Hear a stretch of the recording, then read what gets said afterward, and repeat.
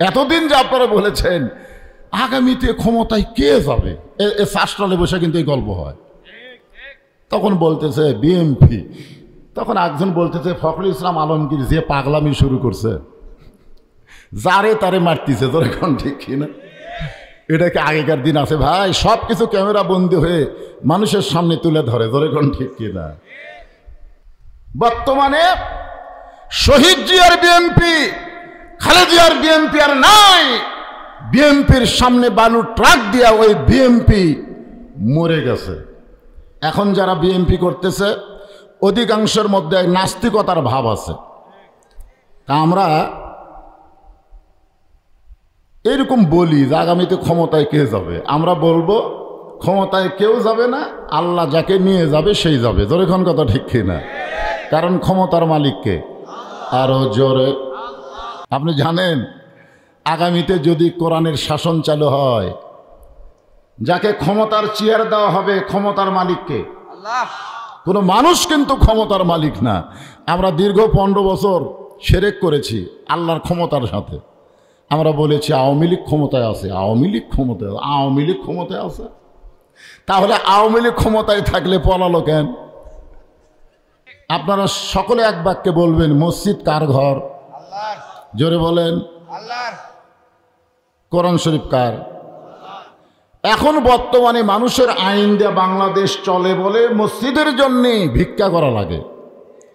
যেদিন আল্লাহর কোরআন দিয়ে বাংলাদেশ চলবে, বাংলাদেশের সরকার নামাজ কায়েমের বিল পাস করার পরে প্রত্যেকটা এলাকায় একটা মসজিদ করে দেওয়া লাগবে। ধরে কোন ঠিক কিনা? তাবারাকাল্লাযী বিয়াদিহিল মুলকু ওয়া হুয়া আলা কুল্লি শাইইন কাদির। গোটা পৃথিবীর রাজত্ব, কর্তৃত্ব, মালিকানা কার হাতে? সমস্ত ক্ষমতার মালিককে। মাশাআল্লাহ। তুইজ্জু মান তাশা ওয়া তুযিল্লু মান তাশা বিয়াদিকাল খায়র ইন্নাকা আলা কুল্লি শাইইন কাদির। প্রত্যেকটা বিষয়ের উপরে একমাত্র ক্ষমতা কার? তাহলে ক্ষমতার চেয়ার যদি কোনো ভালো মানুষকে দেওয়া হয়, ওই ভালো মানুষ চেয়ারে বসার সাথে সাথেই প্রথম যে আইন করবে সে আইনটা হলো আল্লাযীনা ইম্মাক্কান্নাহুম ফিল আরদ আকামুস সালাত, নামাজ কায়েম করো। নামাজ কায়েমের বিল যদি একবার পাস হয়ে যায়, তখন সরকার কি রাস্তার নামাজ পড়াবে? এজন্যে প্রত্যেকটা এলাকায় সরকারি খরচে ওই প্রাইমারি হাই স্কুল নির্মাণ করার আগে একটা মসজিদ নির্মাণ করা লাগবে। যেরকম ঠিক কিনা? আজকে দেখেন 4 তলা 3 তলা হাই স্কুল আছে না নাই? কলেজ আছে না নাই? মানুষের আইন চলে বলেই তো এগুলো আগে নির্মাণ হয়। আল্লাহর আইন চললে আগে আল্লাহর ঘর নির্মাণ হবে। কিন্তু যতদিন আল্লাহর আইন চালু না হবে ততদিন ভিক্ষা করা লাগবে। নিজের ঘরে জানলা আছে, নিজের ঘরে দরজা আছে, আল্লাহর ঘরত নাই। আপনি কেমন মুসলমান? আপনার ঘুম ধরে কেমনে? আমার ঘরের জানলা আছে, দরজা আছে, আল্লাহর ঘরত নাই। আরে আমরা সেই মুসলমান। আসেন আজকে এই মসজিদকে লক্ষ্য রেখেই আমি আপনাদের সামনে আয়াতগুলোর আলোচনা। আল্লাহ কোরআনে বলেন মিল্লাতা আবিকুম ইব্রাহিম ওয়া সাম্মাকুমুল মুসলিমিন। আমাদের জাতির পিতার নাম কি? সকলে বলেন হুয়া সাম্মাকুমুল মুসলিমিন। হুয়ার ফাইল 2 জন, আল্লাহ অথবা ইব্রাহিম। আমাদের নাম রেখেছে মুসলমান। খুশি না বেজার? মুসলমানের ঘরে জন্ম নেওয়ার কারণেই তো আমরা আলহামদুলিল্লাহ বলতে পারলাম। হিন্দুর ঘরে জন্ম নিয়ে কেউ আলহামদুলিল্লাহ কয়? আপনার এলাকার কোনো হিন্দুকে আলহামদুলিল্লাহ কইতে দেখছেন? কোন হিন্দু সুবহানাল্লাহ কয়? আল্লাহু আকবার তাকবীর দেয় না। তো এইগুলো আমরা দিতে পারি মুসলমানের ঘরে জন্ম নেওয়ার কারণে। যে আল্লাহ আমাদেরকে খুশি হয়ে মুসলমানের ঘরে কবুল করলেন, আমরা সে আল্লাহর উপর খুশি না বেজার? তাহলে আর একবার বলি আলহামদুলিল্লাহ। আছেন আমার মুক্তার, আছেন আমার বারিস্টার, সেই বিচারের হাইকোর্টেতে তিনি আমায় করবেন পার, আমি পাপী তিনি জামিনদার।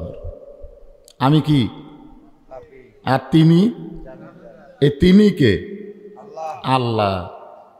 আল্লাহ জামিন দিবে।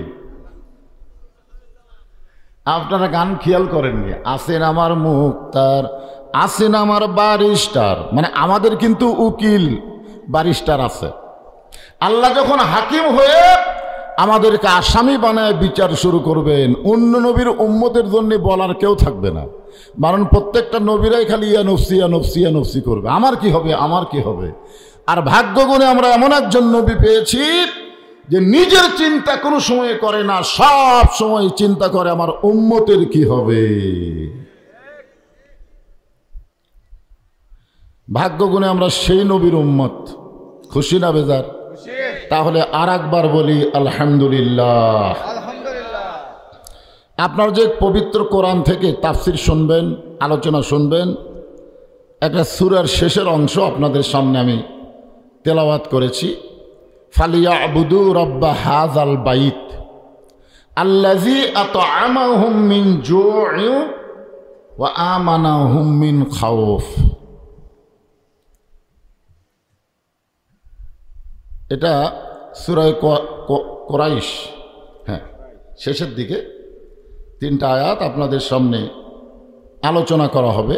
খেয়াল করবেন, এখানে আল্লাহ বলতেছেন ফালিয়াবুদু রাব্বা হাযাল বাইত, এই ঘরের মালিকের যিনি ইবাদত করবেন, যিনি গোলামি করবেন, তার জন্য সাথে সাথে 2টা খোঁজ খবরই দেওয়া হবে। একটা হলো আল্লাযী আত'আমাহুম মিন জু', রিজিকের ব্যাপারে তার কোনো পেরেশানি থাকবে না, সমস্ত রিজিকের দায়িত্ব আল্লাহ নিয়ে নেবেন। ওয়া আমানাহুম মিন খাউফ, কোনো হাসিনার ভয় তার অন্তরে থাকবে না। আমার এলাকার এক হুজুর ভয়ের ঠেলায় দোয়া করছে, রব্বানা আতিনা ফিদ দুনিয়া হাসিনা, হাসানার জায়গাত হাসিনা কছে। ওয়া আমানাহুম মিন খাউফ, আপনাকে বাগমারা তো মনে হয় একজন দোয়া করতে চিন্তা করেছে না, মাশাআল্লাহ, ওর ওপর খুব মানুষ খুশি। আবু বকর, ওমর, ওসমান, আলী, আব্দুর রহমান ইবনে আউফ, জুবাইর, তালহা, সাদ ইবনে আবি ওয়াক্কাস, আবু সাইদ উবাদা ইবনুল জাররাহ, এই 10 জন সাহাবীকে বলা হয় আশারে মুবাশশারা। কয়জন? আচ্ছা, আশারে মুবাশশারাদের ব্যাপারে কি খবর আছে? ইনাদেরকে আল্লাহ তাআলা দুনিয়াতে জান্নাতের সার্টিফিকেট দিয়ে দিয়েছেন। সমস্ত সাহাবীরাই জান্নাতি। সমস্ত সাহাবীরা কি? আপনার বলেন তো, এই 10 জনের মধ্যে হযরত বেলালের নাম আছে? কথা কয় না, আছে? তাহলে বেলালকে জান্নাতি না? এই 10 জন সাহাবীর মধ্যে কি নবীর চাচা আমির হামজার নাম আছে? যাকে বলা হয়েছে এখনো যারা শহীদ হচ্ছেন আমাদের বাংলাদেশে, জুলাই বিপ্লবে যারা শহীদ হলো, কিয়ামত পর্যন্ত যারা শহীদ হবে, ফিলিস্তিনে যারা শহীদ হচ্ছে, সমস্ত শহীদদের সর্দারকে সাইয়্যিদুশ শুহাদায়ে হযরত আমির হামজা রাদিয়াল্লাহু তাআলা আনহু, সমস্ত শহীদদের সর্দার হলো হযরতে আমির হামজা। উনি কি জান্নাতি না? কথা বলেন, উনি কি জান্নাতি না? হানজালা, জোরে বলেন। এক কথা, রাদিয়াল্লাহু আনহুম ওয়া রাদু আন যালিকা লিমান খাশিয়া রাব্বাহ, যাদের নামের পিছনে আমরা রাদিয়াল্লাহু তাআলা আনহু বলি, বিনা হিসাবে আল্লাহ তাদের জান্নাত দিয়ে দিবে। করব আরেকবার আমার আয়াতটা শোনেন, যদি পারেন পড়েন, না পারলে চুপ থেকে শুনলেও সওয়াব আছে। ওয়াইজা কুরিয়াল কোরআন ওয়া আনসিতু লাআল্লাকুম তুরহামুন। ফালিয়াবুদু রাব্ব হাযাল বাইত আল্লাযী আত'আমাহুম মিন জু'ইন ওয়া আমানাহুম মিন খাউফ। এখন আপনারা বলেন, এই ঘরের যিনি মালিক, তার ইবাদত কোথায় করবেন? বাড়িতে না মসজিদে? আপনার কি আসলে মসজিদে 5 ওয়াক্ত পড়েন না খালি জুমার দিন? 5 ওয়াক্ত। এতগুলা মানুষের মধ্যে এই সাইডে কথাই কয়, এই সাইডটাও কিছু 5 ওয়াক্ত করছে। এত বড় মসজিদ কেন বানাচ্ছেন? বলে ভাই জুমার দিনে লোক আটে না, জুমার দিনে লোক আটে না। এই আয়াতের মধ্য দিয়ে জুমার নামাজের কথা বলা হয় নাই, 5 ওয়াক্ত নামাজের কথা বলা হয়েছে। যে নামাজ সম্পর্কে রাসূল বলেছেন বাইনাল আবদি ওয়াল কুফরি তরকুস সালাত, বান্দা আর কাফেরের মধ্যে পৃথক করার জিনিসটার নামই হলো নামাজ। যারা নামাজ পড়বে তারা হবে আল্লাহর বান্দা, আর যারা পড়বে না তারা হলো কাফের। এটা কি আমার কথা না রাসূলের কথা? এটা কোন হাদিস? বুখারী শরীফের হাদিস। মান তারাকা সালাতু মুতাম্মিদান ফাকাত কাফারা, ইচ্ছা করে একটা ওয়াক্ত নামাজ যারা বাদ দিল আল্লাহর সঙ্গে তারা কুফরি করলো। সবচাইতে কঠিন হাদিস হলো লা সালাতা লা ঈমানা, যার নামাজ নাই তার ঈমানই নাই। কি বিপদ! 5 ওয়াক্ত নামাজের মধ্যে একটা নামাজ হলো ফজরের নামাজ। জোরে বলেন কোন নামাজ? ফজরের নামাজ আদায় করার পরে আল্লাহর নবী সাহাবীর দিকে ঘুরে বসতেন। সাহাবী মানে মুসল্লির দিকে নবী ঘুরে বসতেন, কারণ ফজরের নামাজের পরে রাসূল কিছু আলোচনা করতেন। জোরে কোন কি করতেন? আলোচনা করতেন। তো আল্লাহ রাসূল দেখতেছেন সামনে কাতারের একজন সাহাবীর চোখ দুইটা রক্তের মতন লাল। কিরকম? রক্তের মতন লাল। তো রাসূল বললেন আমাদের সকলের চোখ হলো সাদা, তোমার চোখ লাল হলো কেন? বলতেছি ইয়া রাসূলুল্লাহ, এশার নামাজ পড়ার পরে আমি ঘুমাতে পারি নাই। আল্লাহ নবী বললেন কেন ঘুমাতে পারোনি? বলে যখন ঘুমের দোয়া পড়লাম আল্লাহুম্মা বিইসমিকা আমুতু, এই আমুতু পড়ার সাথে সাথে আমার মনে হলো আজকে আমার শেষ দিন, আমি হয়তো আর বাঁচব না। এই মনে করে সারা রাত কান্নাকাটি করছি, তওবা তাসবিহ করছি, নামাজ পড়ছি, কোরআন শরীফ পড়ছি। এইগুলো করতে করতে আমার সারা রাত চলে গেছে, আমি ঘুমাইনি বলি হয়তো আমার চোখ লাল হয়ে গেছে। লোকটা কি কাম ভালো করছে না খারাপ করছে? জোরে বলেন। ভালো কাজ করছে। মৃত্যুর কথা স্মরণ করে সারা রাত ঘুমায়নি। কি করছে? গান শুনছে, গান শুনছে। লোকটা কি করছে? কোরআন তেলাওয়াত করছে, জিকির আজকার করছে, তওবা তাসবিহ করেছে, নামাজ আদায় করেছে। এইগুলো করতে করতে সারা রাত চলে গেছে, আমার ঘুম হয়নি। এই কারণেই হয়তো চোখ দুইটা লাল হয়ে গেছে। সঙ্গে সঙ্গে নবী বললেন নাউজুবিল্লাহ। আপনারা বলেন তো এখানে সুবহানাল্লাহ হবে না নাউজুবিল্লাহ হবে? কি কয়? কি হবে? এইরকম ভালো কাজের কথা শুনে আপনারা কি করবেন? শামীম ওসমান ৭০ রাকাত তাহাজ্জুদ পড়তো।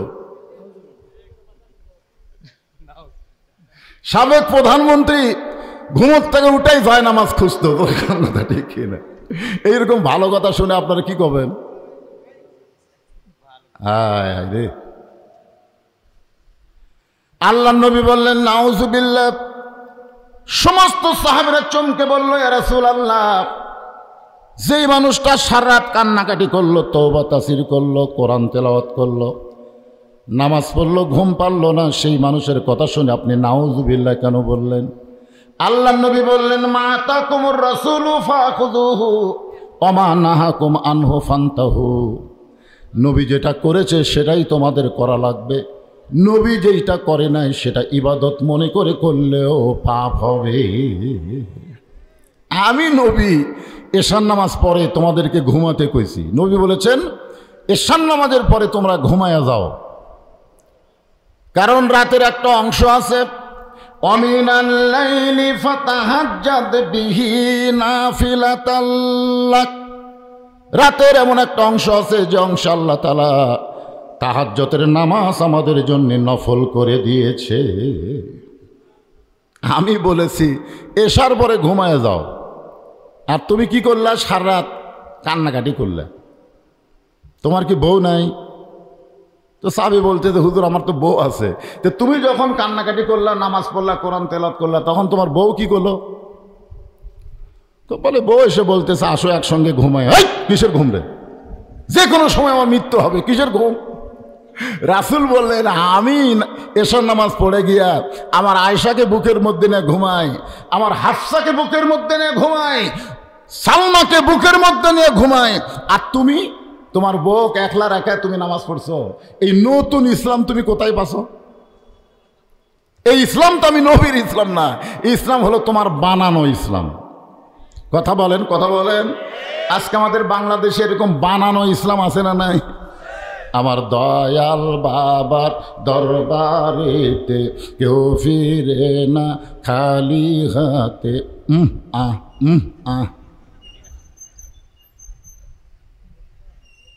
আল্লাহরে ধন্য বীরে দিয়া, আল্লাহ আছে গায়েব হইয়া, নবীর ধন খাজানিয়া শুয়া আছে আজমিরে, কেউ ফিরে না খালি হাতে খাজারে তোর দরবারে। একজন নাউজুবিল্লাহ করছে, ওর ইমান আছে, বাদ বাকি মুখ বন্ধ করাছেন কেন? কেউ ফিরে না খালি হাতে আল্লাহ তোমার দরবারে। জোরে কোন কথা ঠিক কিনা? আল্লাহর জায়গায় যারা খাজা লাগাইলো, বুঝতে হবে এটা নবীর ইসলাম না, এটা হলো বানানো ইসলাম। জোরে কোন ঠিক? আপনারা কোন ইসলামের মধ্যে থাকবেন? বানানো। বাংলাদেশে আল্লাহর ইসলাম কার মাধ্যমে পাচ্ছেন? আল্লাহ বলতেছেন, কুল হে রাসূল আপনি বলেন, ইন কুনতুম তুহিব্বুনাল্লাহ ফাত্তাবিউনি। সকলে একটু আমার সঙ্গে ছেলেবেলায় তোমরা একটু গুনগুন করে গাবা। উপায় নাই রে, উপায় নাই রে, উপায় নাই, নবী বিনে আল্লাহ পাওয়ার উপায় নাই। আপনারা বলেন না কেন? এই গান গাইলে সওয়াব হবে তো। এটা কি সেই গান? আমি যে আয়াতে কারিমা পড়লাম না, তারই বাংলা। উপায় নাই রে, উপায় নাই রে, উপায় নাই, নবী বিনে আল্লাহ পাওয়ার উপায় হবি না। এমনি তো মাইক বড় করতেছে, আপনারাও একটু যদি হুহা না করেন ওয়াজ করা যাবে? কথা বলেন না কেন ভাইজান? হ্যাঁ, কি করব?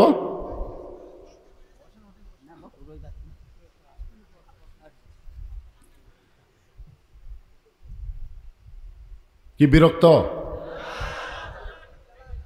না না, সারা রাতের কথা বলতেছে না। এই যে আয়াতে কারিমা বললাম, ইন কুনতুম তুহিব্বুনাল্লাহ ফাত্তাবিউনি, যদি আল্লাহকে পাওয়ার চাই, নবীকে ইত্তেবা করা ছাড়া পাওয়ার কোনো রাস্তা, তাহলে এইটাই তো গানের মাধ্যমে বলবেন।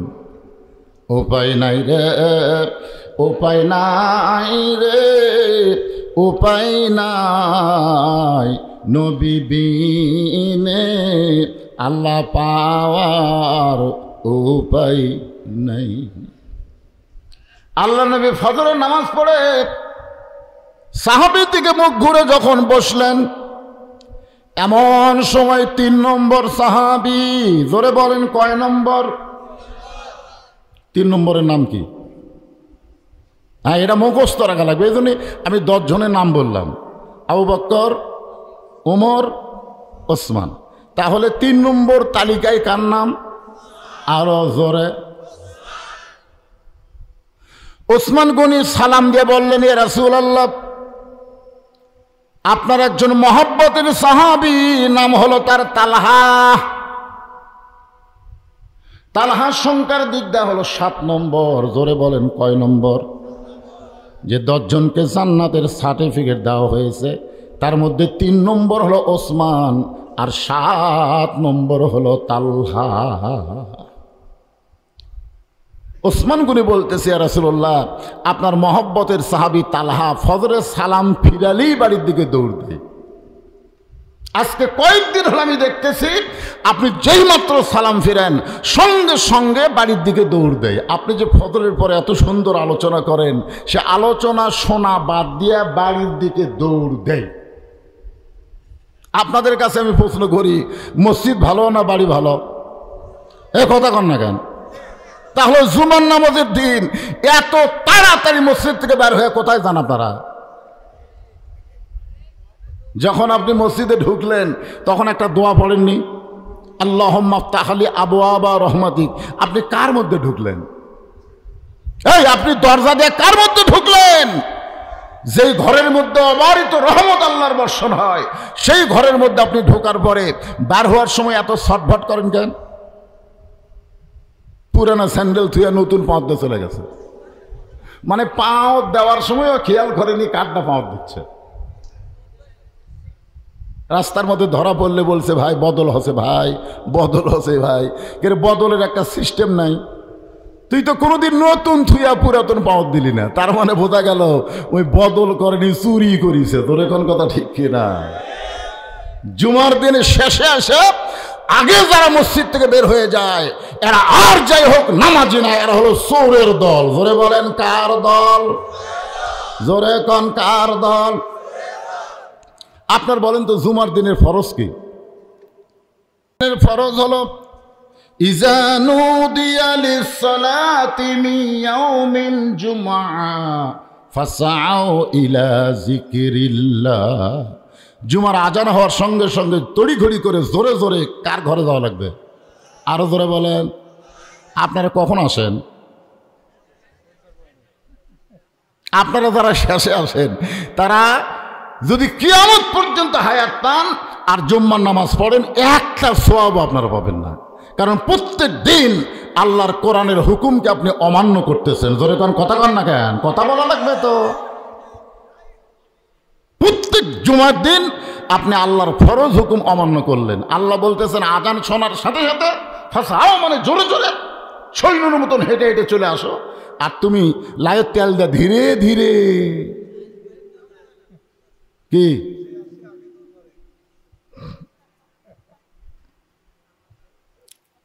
কষ্ট পাচ্ছেন? কারণ মসজিদের উন্নয়ন বলতে কি বুঝতেছেন? খালি মসজিদের দরজা জানলা টাইলস হলে তো কাম হবে না, মসজিদে মুসল্লি থাকা লাগবে। জোরে কোন কথা ঠিক কিনা? বিশাল মসজিদ, হুজুর চলেন হুজুর একবার দেখেন। তোর এত বড় মসজিদ দেখে লাভ করে ফজর কয়জন হয়? আর কথা কয় না। যে আমাকে মসজিদ দেখাবার চাই ওই এক আধ মাস হলে ফজরের নামাজই মসজিদে পড়েনি। فَلْيَعْبُدُوا رَبَّ هَذَا الْبَيْتِ الَّذِي أَطْعَمَهُم مِّن جُوعٍ وَآمَنَهُم مِّن خَوْفٍ। ওসমান গনি বললেন হুজুর কয়েকদিন আপনি যেই মাত্র ফজরের সালাম ফেরেন সঙ্গে সঙ্গে তালহা বের হয়ে বাড়ির দিকে দৌড় দেয়।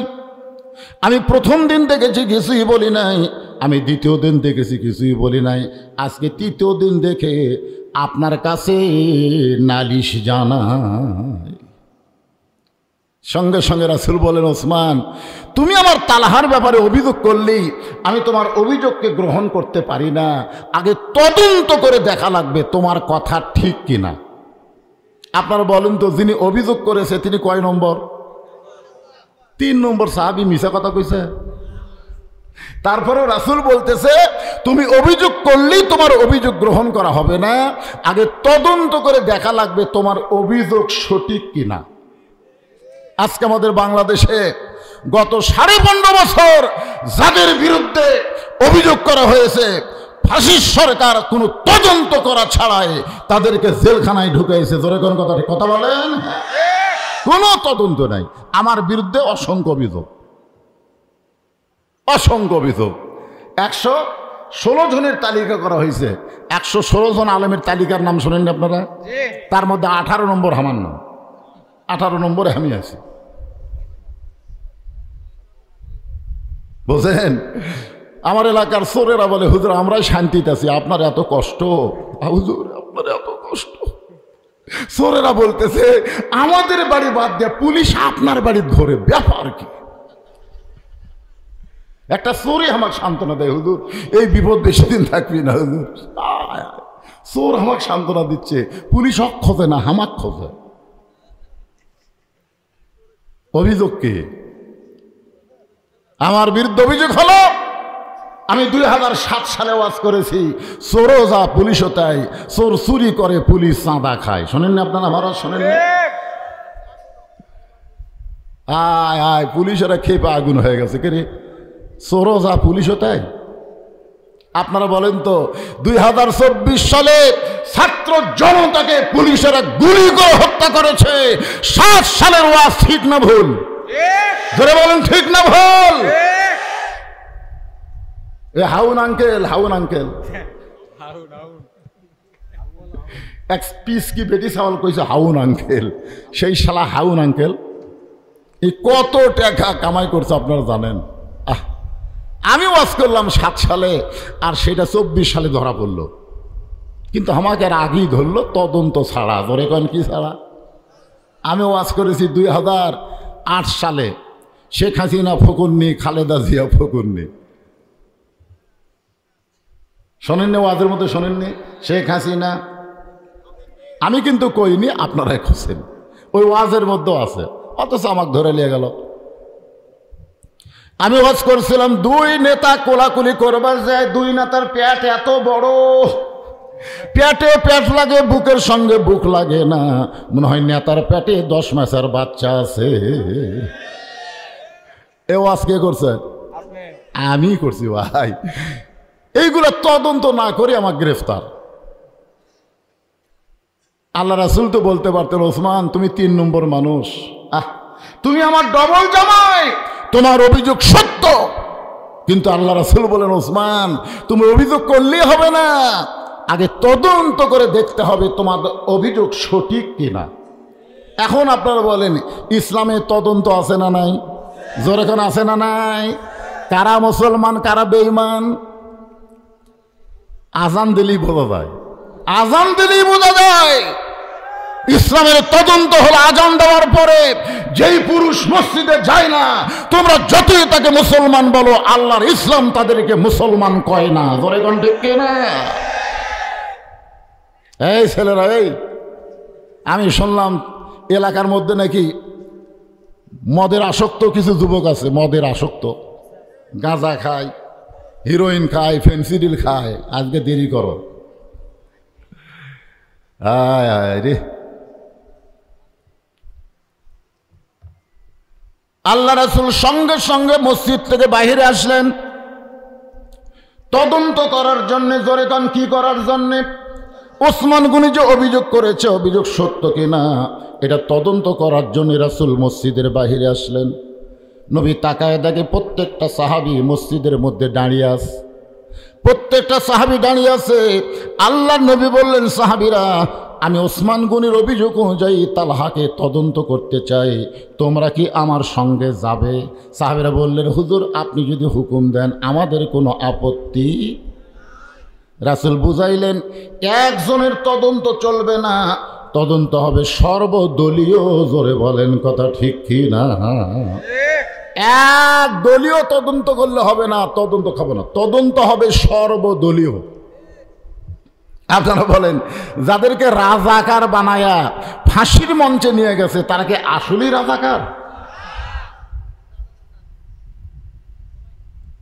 একজন সবাই না করে। আপনারা বলেন তো রাজাকার মানে কি?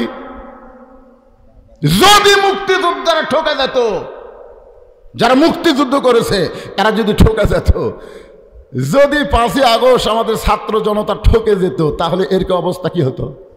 কথা কন না কেন? কথা কন না কেন?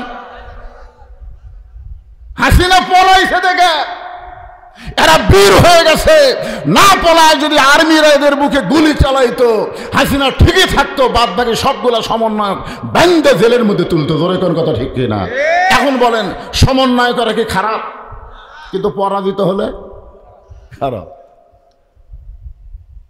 যারা আমার মতন বয়স, স্বাধীনতার সময় যারা 10-15 বছরের মানুষ, তারা বলেন তো আগে পূর্ব পাকিস্তান পশ্চিম পাকিস্তান 2টা ভাই ছিল, কিন্তু ভারতের ইন্ধনে এই ভাইদেরকে ঠাঁই ঠাঁই করার জন্য স্বাধীনতার রথ তুলে বাংলাদেশ করা হয়েছে, স্বাধীন না করে ভারতের অঙ্গরাজ্য বানানোর জন্য। জোরে কোন কথা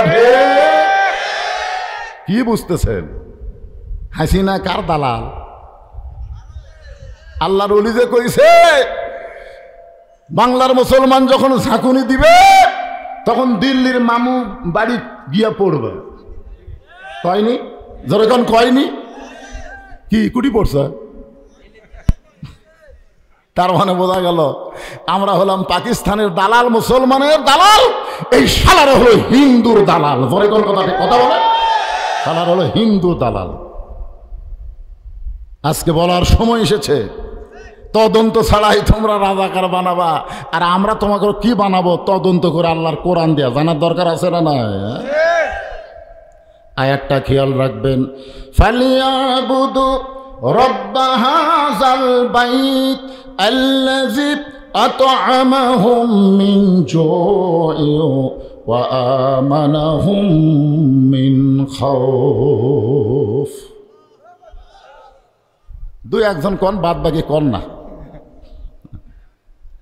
লিল্লাহি তাকবীর। বাংলাদেশের বড় বড় দলে আল্লাহ আকবার মিছিল হয় না। আপনারা বলেন তো, আওয়ামী লীগের মিছিলে কোনোদিন আল্লাহ আকবার শুনছেন? বিএনপির মিছিলে কোনোদিন আল্লাহ আকবার শুনছেন?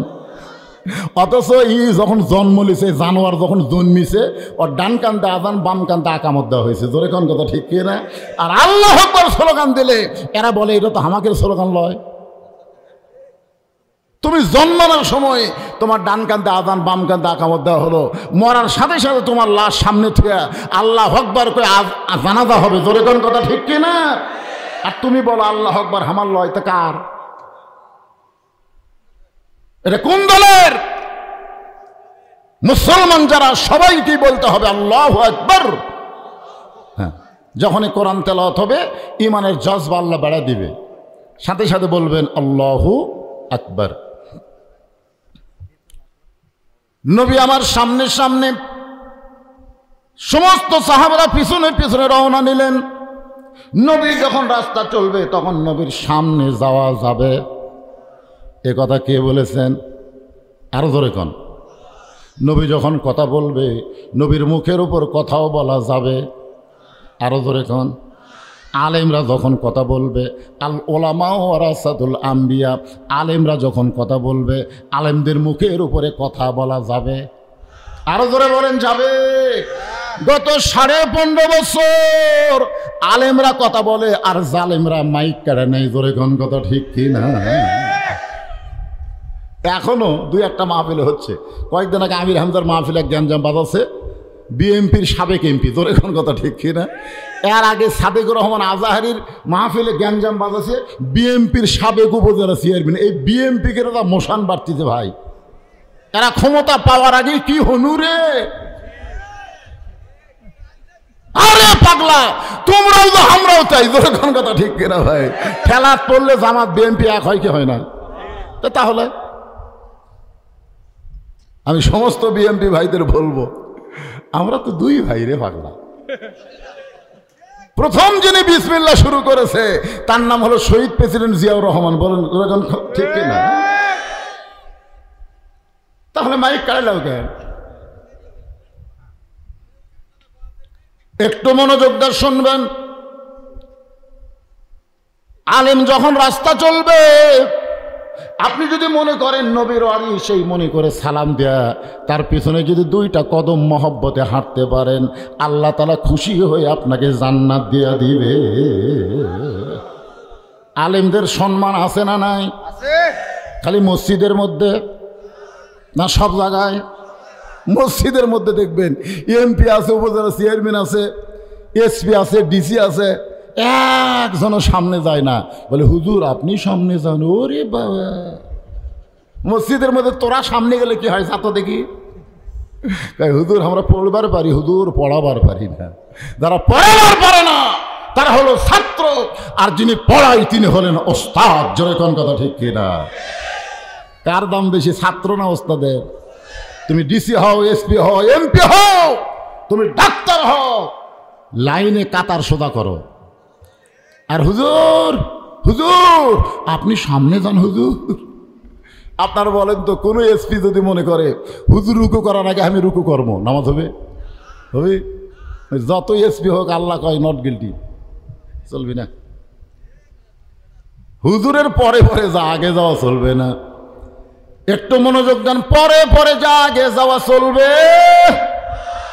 নবী যখন চলতেছে প্রত্যেকটা সাহাবী পিছনে পিছনে হাঁটতেছে। তালহার বাড়ির দরজায় এসে নবী ব্রেক করলেন। যেই তালহা সালাম ফেরানোর সঙ্গে সঙ্গে বাড়ির দিকে দৌড় দেয়। এইটা তদন্ত করার জন্য আল্লাহ নবী তালহার বাড়ির দরজায় এসে ব্রেক করে সালাম দিলেন, আসসালামু আলাইকুম ইয়া আহলাল বাইত। আপনারাও সালাম দেবেন, যখন কারো বাড়িতে যাবেন সালাম দিবেন, যখন কবরের পার্শ্ব দিয়ে যাবেন সালাম দিবেন। আপনারা বলেন তো, কবরে যারা শায়িত আছে এরা কি উত্তর দিবার পারবে? তারপরে সালাম দেওয়ার বিধান আছে না নাই? আপনারা কি দেন? কি বলে দেন? আসসালামু আলাইকুম ইয়া আহলাল কুবুর। এই কবরের মধ্যে যারা আছে তাদের উপরে আল্লাহ রহমত বর্ষণ করো। সবচাইতে বড় দোয়ার নাম হলো সালাম। সবচাইতে বড় দোয়ার নাম কি? তাহলে কারো বাড়িতে গিয়ে আপনি কি কলিং বেলে চাপ দিবেন? কলিং বেলে এই আব্দুল্লাহ ঘটঘট ঘট করে ঘটঘট ঘট করবেন? এটা ইসলামে জায়েজ নেই। আমি বগুড়া শহরের জলশ্রী তলা এক বাসার যা সালাম দিচ্ছি, গেটত বারবার সালাম দিয়ে গেটের কাছে এক পানালা বলতে, হুজুর যতই সালাম দেন ওই 6 তলার থাকে, কাম হবি না। ওই গেটের কাছে দেখেন 6 নম্বর আছে, ওটি টিপি মারেন। সালামে কাম হবি না হুজুর, টিপিত কাম হবে। তো ওখানে লেখা আছে 1 2 3 6। এই 6 মারছি টিপি ভাই। যেই টিপি মারছি একটা বিদেশি কুত্তে, মানে কলিং বেলের সাউন্ড হলো বিদেশি কুত্তে। আমি ভয় দৌড় মারছি। পানালা হাসতেছে আর বলতেছে, দৌড়ালেন কেন? ভাই কুত্তে যে হারে সাউন্ড করতেছে। বলে কুত্তা না হুজুর, ওটাই কলিং বেলের সাউন্ড। কিছুক্ষণ পরে দেখলাম ওই বাসাওয়ালা এসে গেট খুললো। আমি বললাম, ভাই এত সাউন্ড ভালো থাকতে তুমি কুকুরের সাউন্ড দিছে কেন? বলে হুজুর ফকিরের অত্যাচার হুজুর। এখন কতগুলা ফকির কলিং বেলে চাপ দেয়, ভিক্ষা চায়। আমি মনে করছি কোনো গুরুত্বপূর্ণ লোক আছে, গেট খুলে দেখি ফকির। আমার এক বন্ধুর পরামর্শে আমি কুত্তার সাউন্ড এটি সেট করছি হুজুর। আমি বললাম, এই সাউন্ড সেট করার পরে খবর কি? বলে এক ফকির ভুল করে টিপি মারছিল, মারার পরে কুত্তার সাউন্ড শুনে ওই চাউলের ব্যাগ ফেলে দে দৌড়। যত ফকির আছে সব ফকিরকে বলছে 6 নম্বর যান চাপ দিস না, 6 নম্বরে কুত্তা আছে। এখন কি আছে আপনার বলেন তো, 6 নম্বরে কি আছে? আরো জোরে এ প্রচার করছে কে? ফকিরেরাই প্রচার করছে। ভাই খবরদার 6 নম্বরে যান ঠাসি মারিস না, 6 নম্বরে কিন্তু মানুষ নাই, কুত্তা আছে। আমি বললাম, ফকির ঠিকই বলেছে, তুমি মানুষ না। আল্লাহ নবীর সুন্নত হলো আসসালামু আলাইকুম ইয়া আহলাল বাইত। যেই মাত্র নবী সালাম দিয়েছে সঙ্গে সঙ্গে তালহা বাড়ির মধ্য থেকে বলতেছে, ওয়া আলাইকুম আসসালাম ইয়া রাসূলুল্লাহ। নবী আবার সালাম দিলেন। সঙ্গে সঙ্গে তালহা বললেন, ওয়া আলাইকুম আসসালাম। 3 বার সালাম দেওয়ার পরে নবী বললেন, তালহা। সঙ্গে সঙ্গে তালহা বললেন, লব্বাইক ইয়া রাসূলুল্লাহ। কয়বার সালাম দিছেন? 3 বার সালাম দিয়ে ডাক দিলেন, তালহা। তালহা বলতেছে, লব্বাইক ইয়া রাসূলুল্লাহ। নবী কিছুক্ষণ দেরি করলেন, কারণ তালহা এসে তো দরজা খোলা লাগবে। দরজা খোলার পরে কথা হবে, কিন্তু না, দরজা খোলে না। আল্লাহ নবী আবার ডাক দিলেন, তালহা। তালহা বাড়ির মধ্য থেকে বলতেছে, লব্বাইক ইয়া রাসূলুল্লাহ। কিন্তু তালহা দরজা খোলে না। নবী আবার ডাক দিলেন, তালহা। তালহা করুণ স্বরে বলতেছে, লব্বাইক ইয়া রাসূলুল্লাহ। ওমর ফারুক বলে, ইয়া রাসূলুল্লাহ, আপনার তালহা বেয়াদব হয়ে গেছে। আপনার তালহা বেয়াদব হয়ে গেছে। আপনি 3 বার সালাম দিলেন, 3 বার তালহা বলে ডাকলেন, এখন পর্যন্ত তালহা দরজা খোলে না। নিশ্চয়ই তালহা বেয়াদব হয়ে গেছে। আল্লাহ রাসূল বলেন, ওমর, তদন্ত করতে এসেছো, তদন্ত করতে এসেছো, না জানাই কি করো না, মন্তব্য করো না। আগে জানো, তারপরে মন্তব্য করো। তদন্ত করতে এসে তদন্ত না করে মন্তব্য করা যাবে? কেবল আমরা দরজাতে আসি। এখন পর্যন্ত বাড়িতে কি জন্য ফজর পড়ে দৌড় দেয়, এটা না জানার আগে তো তদন্তের রিপোর্ট দেওয়া যাবে না। আগে জানা লাগবে। যেই বলছে, ওমর, আমার তালহা ব্যাপারে এমন মন্তব্য করো না। হযরত ওমর যেমন ছিলেন গরম, তার চাইতে বেশি আবার ছিলেন নরম। ওমর ফারুকের জীবনে পড়ে দেখবেন, ওমর ফারুক কি সবসময় গরম? যেরকম সবসময় গরম, তিনি যেমন ছিলেন গরম, তার চাইতে বেশি আবার ছিলেন নরম। সঙ্গে সঙ্গে ওমর ফারুক চিন্তা করলো, যদি কোনো বেয়াদবি হয় দরকার নাই। ওমর ফারুক আল্লাহর নবীর কাছ থেকে তালহা লব্বাইক বলে দরজা খোলে না। তালহার বাড়ি একটু ঘুরে ঘুরে দেখা লাগবে। যেই বাড়ির মহব্বতে সালাম ফিরালি বাড়ির দিকে দৌড়াই, এই বাড়ির মধ্যে এমন কি আছে আল্লাহর ঘরের চাইতেই বাড়ির প্রতি তার মহব্বত বেশি কেন হলো? এটা দেখার জন্য হযরত ওমর তালহার বাড়ির চারিধার ঘুরতেছে।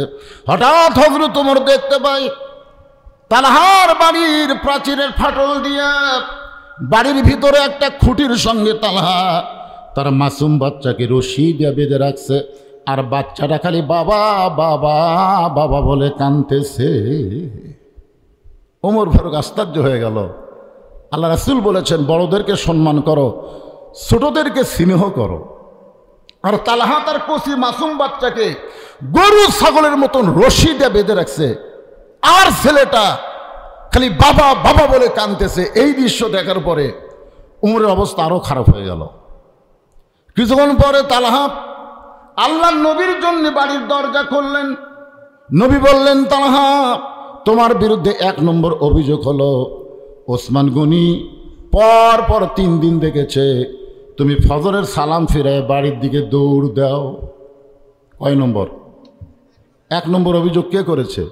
ওসমান গনি, যে তুমি ফজরের সালাম ফিরানোর সাথে সাথেই বাড়ির দিকে দৌড় দাও। অথচ আল্লাহ কোরআনে বললেন, ফালিয়াবুদু রব্ব হাযাল বাইত আল্লাযী আত'আমাহুম মিন জু'ইন ওয়া আমানাহুম মিন খাউফ। তালহা, আমি নবী তোমার বিরুদ্ধে অভিযোগ করতেছি।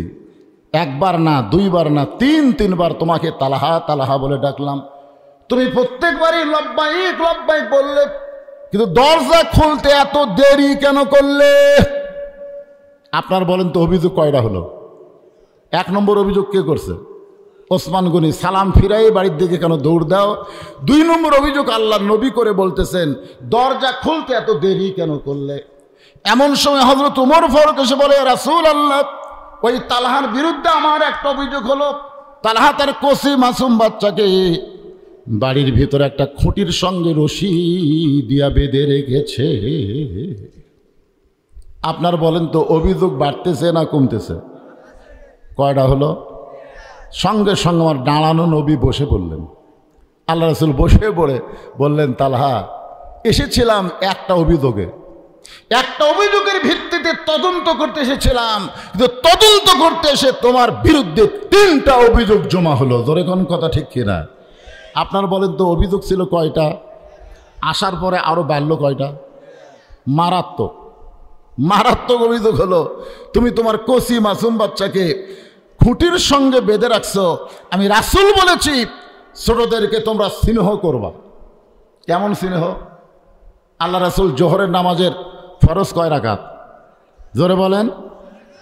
প্রথম রাকাতের সেজদা 3 বার সুবহান রাব্বিয়াল আলা, 3 বার সেজদা থেকে মাথা তুললেন। দ্বিতীয় সেজদা যেই গেলেন 100 বার সুবহান রাব্বিয়াল আলা বলার পরও নবী সেজদা তোলেন না। সাহাবীরা চিন্তা পড়ে গেল, কেরে নবী কি ঘুম আসলো নাকি? কিন্তু মাথা তুলে দেখবে এটা হচ্ছে না, কারণ আল্লাহ রাসূল যা করবে আমাদেরকে তাই করা লাগবে। যেরকম ঠিক কিনা? তো নবী সেজদাত আছে, আমরা মাথা তুলে ভুল কি মারব? অনেক লম্বা সময় হয়ে গেল, তারপরে নবী সেজদা থেকে মাথা তুললেন। 2 রাকাত নামাজ শেষ করলেন, 3 রাকাত করলেন, 4 রাকাত করে যখন সালাম ফিরাইলেন, সর্বপ্রথম ওমর ফারুক দাঁড়িয়ে বলে, রাসূলুল্লাহ, আমার বেয়াদবি নিবেন না। প্রথম রাকাতের প্রথম সেজদা 3 বার সুবহান রাব্বিয়াল আলা, কিন্তু দ্বিতীয় সেজদা এত লম্বা হলো কেন জানতে চাই। রাসূল বললেন, সাহাবীরা রে, আমি যখন দ্বিতীয় সেজদা দিয়েছি, কোন সময় হাসান হোসেন এসে আমার পিঠে চড়েছে।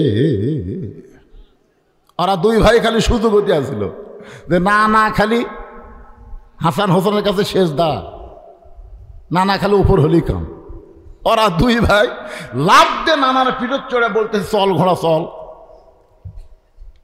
আল্লাহ নবী বলেন, সাহাবীরা রে, আমি সিজদারত অবস্থায় হাসান হুসাইনকে পিঠ থেকে নামাবার চাই, কিন্তু নামাজের মালিক আল্লাহ বলে, হাবিব, এরা দুই ভাই যতক্ষণ আপনার পিঠে থাকবে ততক্ষণ সিজদা থেকে আপনি মাথা তুলবেন না,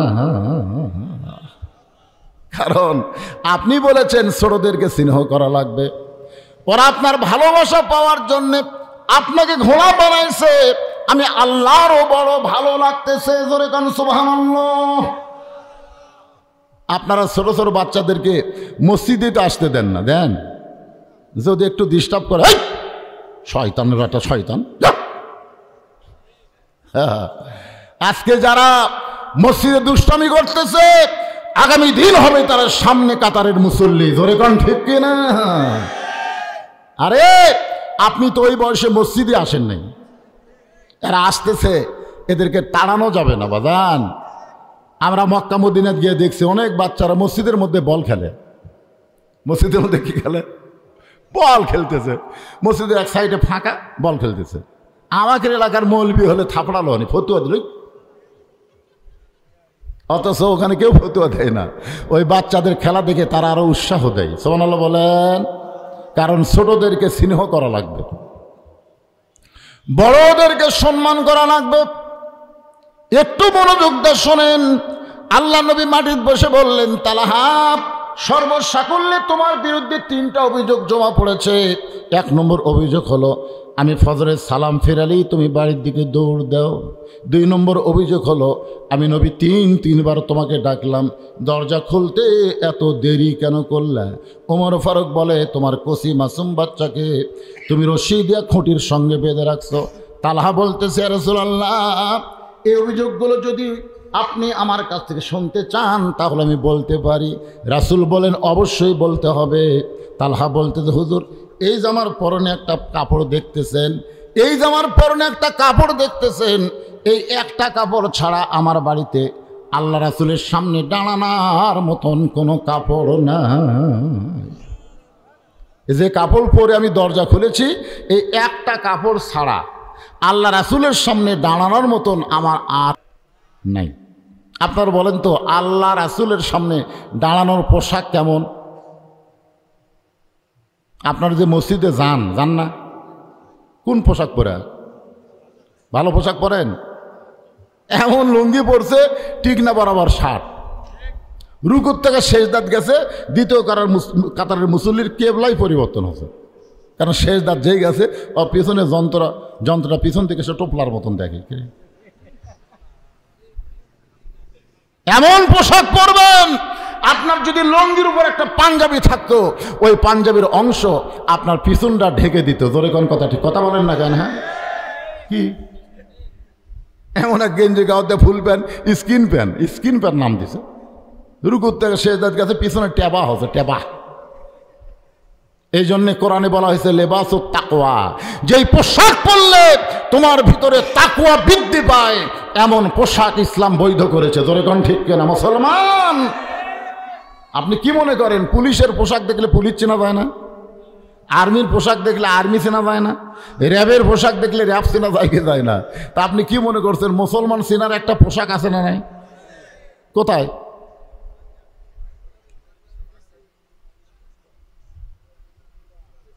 কে বাজান, এই গেঞ্জিওয়ালারা মন খারাপ করতেছে? আল্লাহ, আমি দেখছি ভাই, কোরআনের বহু মাহফিলে যদি আপনি করুন কোনো কাহিনী কন, মানুষ পাগলের মতন শোনে। ফাতেমার কাহিনী, হাসান হোসেনের কাহিনী, কিন্তু নামাজের কথা বললেই খালি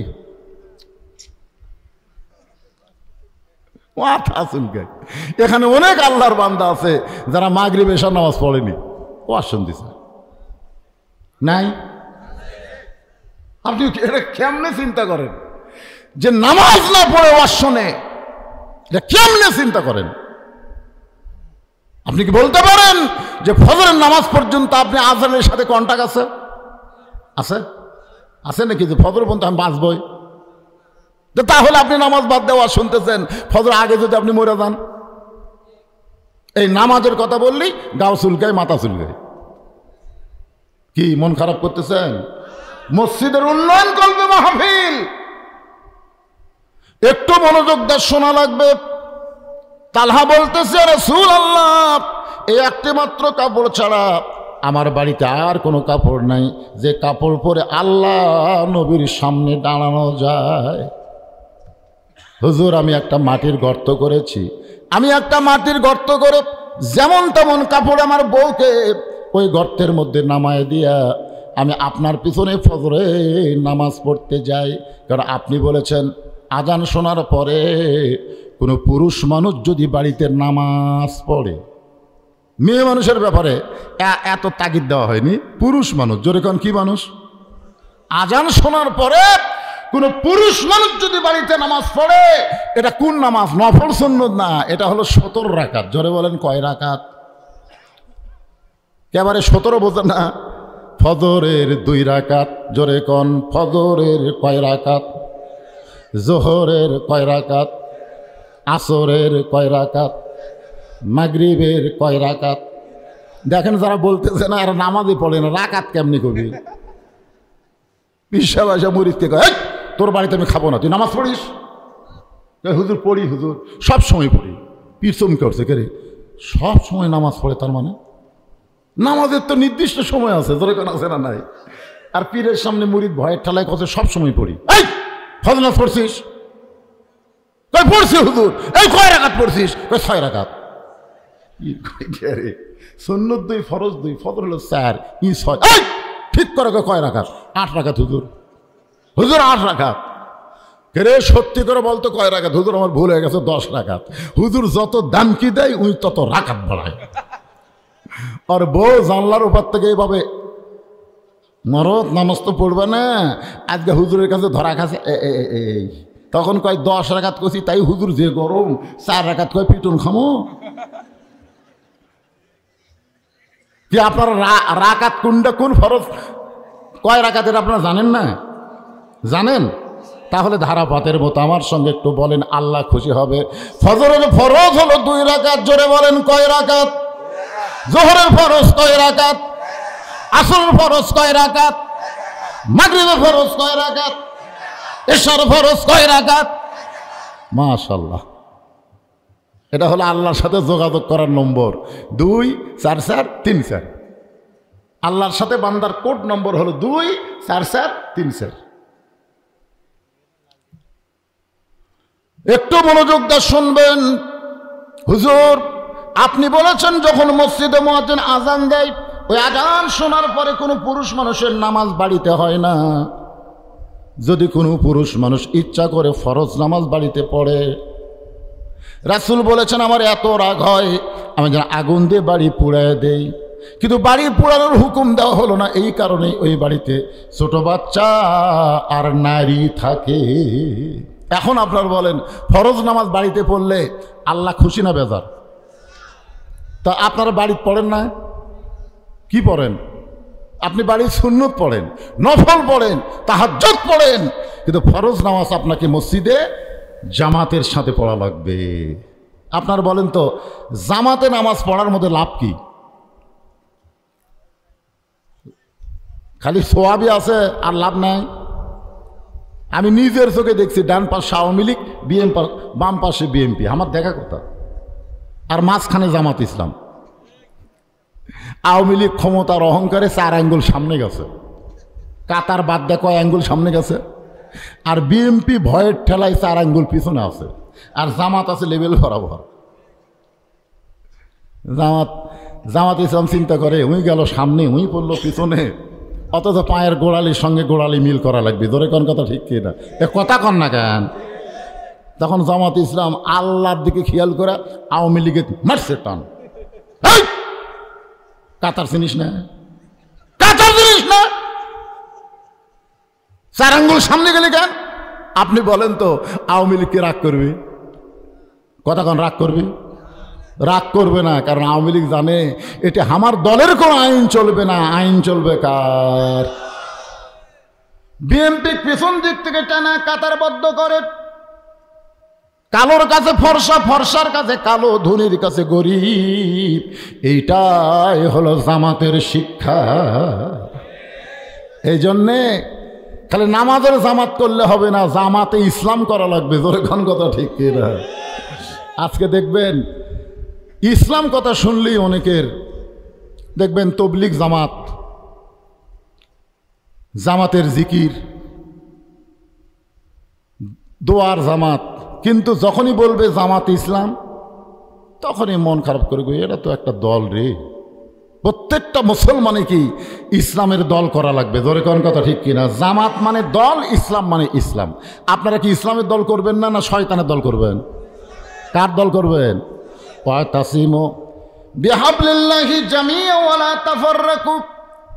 জামাতের মধ্যে অনেক শিক্ষা আছে, আমি একটা শিক্ষা আপনাদেরকে বললাম, আরো কিছু শিক্ষা ফালিয়াবুদু রাব্বা হাযাল বাইতের ভিতর দিয়ে আপনাদের শিখাই দিও। বাজান একটু মনোযোগ দেন।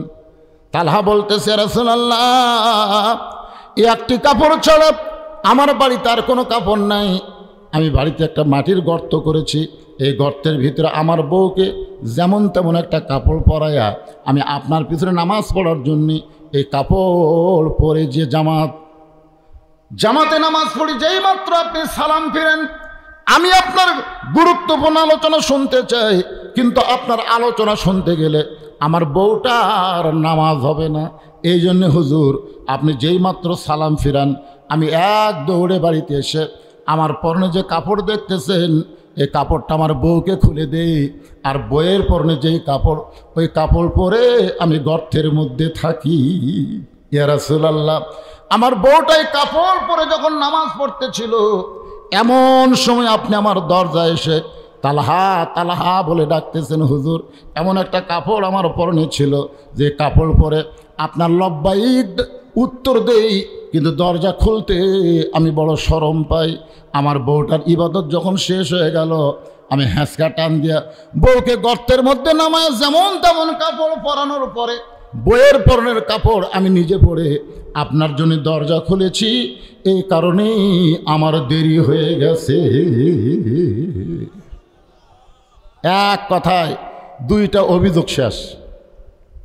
ওসমান গনি যে বলতো যে ফজরের সালাম ফিরাই বাড়ির দিকে দৌড় দেয়, আর রাসূল যে বললেন তিনবার ডাক দিলেন দরজা খুলতে এত দেরি করলা কেন? দুইটা শেষ। আল্লাহ রাসূল বলে, ও তালহা, ওমর ফারুক অভিযোগ করেছে তোমার কসি মাসুম বাচ্চাকে তুমি রশি দিয়া খুঁটির সঙ্গে বেঁধে রেখেছো, এইটা কি ঠিক? কারণ কসি মাসুম বাচ্চাকে আল্লাহ রাসূল ভালোবাসেন, এমনকি ইহুদির কসি মাসুম বাচ্চাকেও রাসূল ভালোবাসেন। রাসূলের জীবনী পড়ে দেখবেন ঈদের দিনে নবী পাগড়ি পরে সেই রকম পোশাক পরেছে। নবী তো আর আমাদের মতো নতুন কাপড় কিনতেন না, নবী পুরাতন কাপড় পরিষ্কার করে সুন্দর করতেন। যেরকম সুবহানাল্লাহ।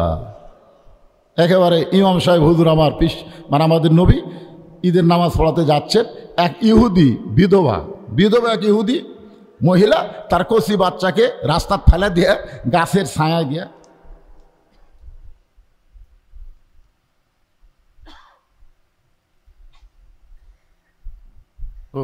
অনেক মহিলা ওয়াজ শুনতেছে, তাকে ওসিয়ত কর্ম তার জন্য। আচ্ছা, মহিলাদের ওয়াজ। আমরা আগে কিন্তু গান গাইতাম, ওলি আল্লাহর বাংলাদেশ, শোনেন না গান?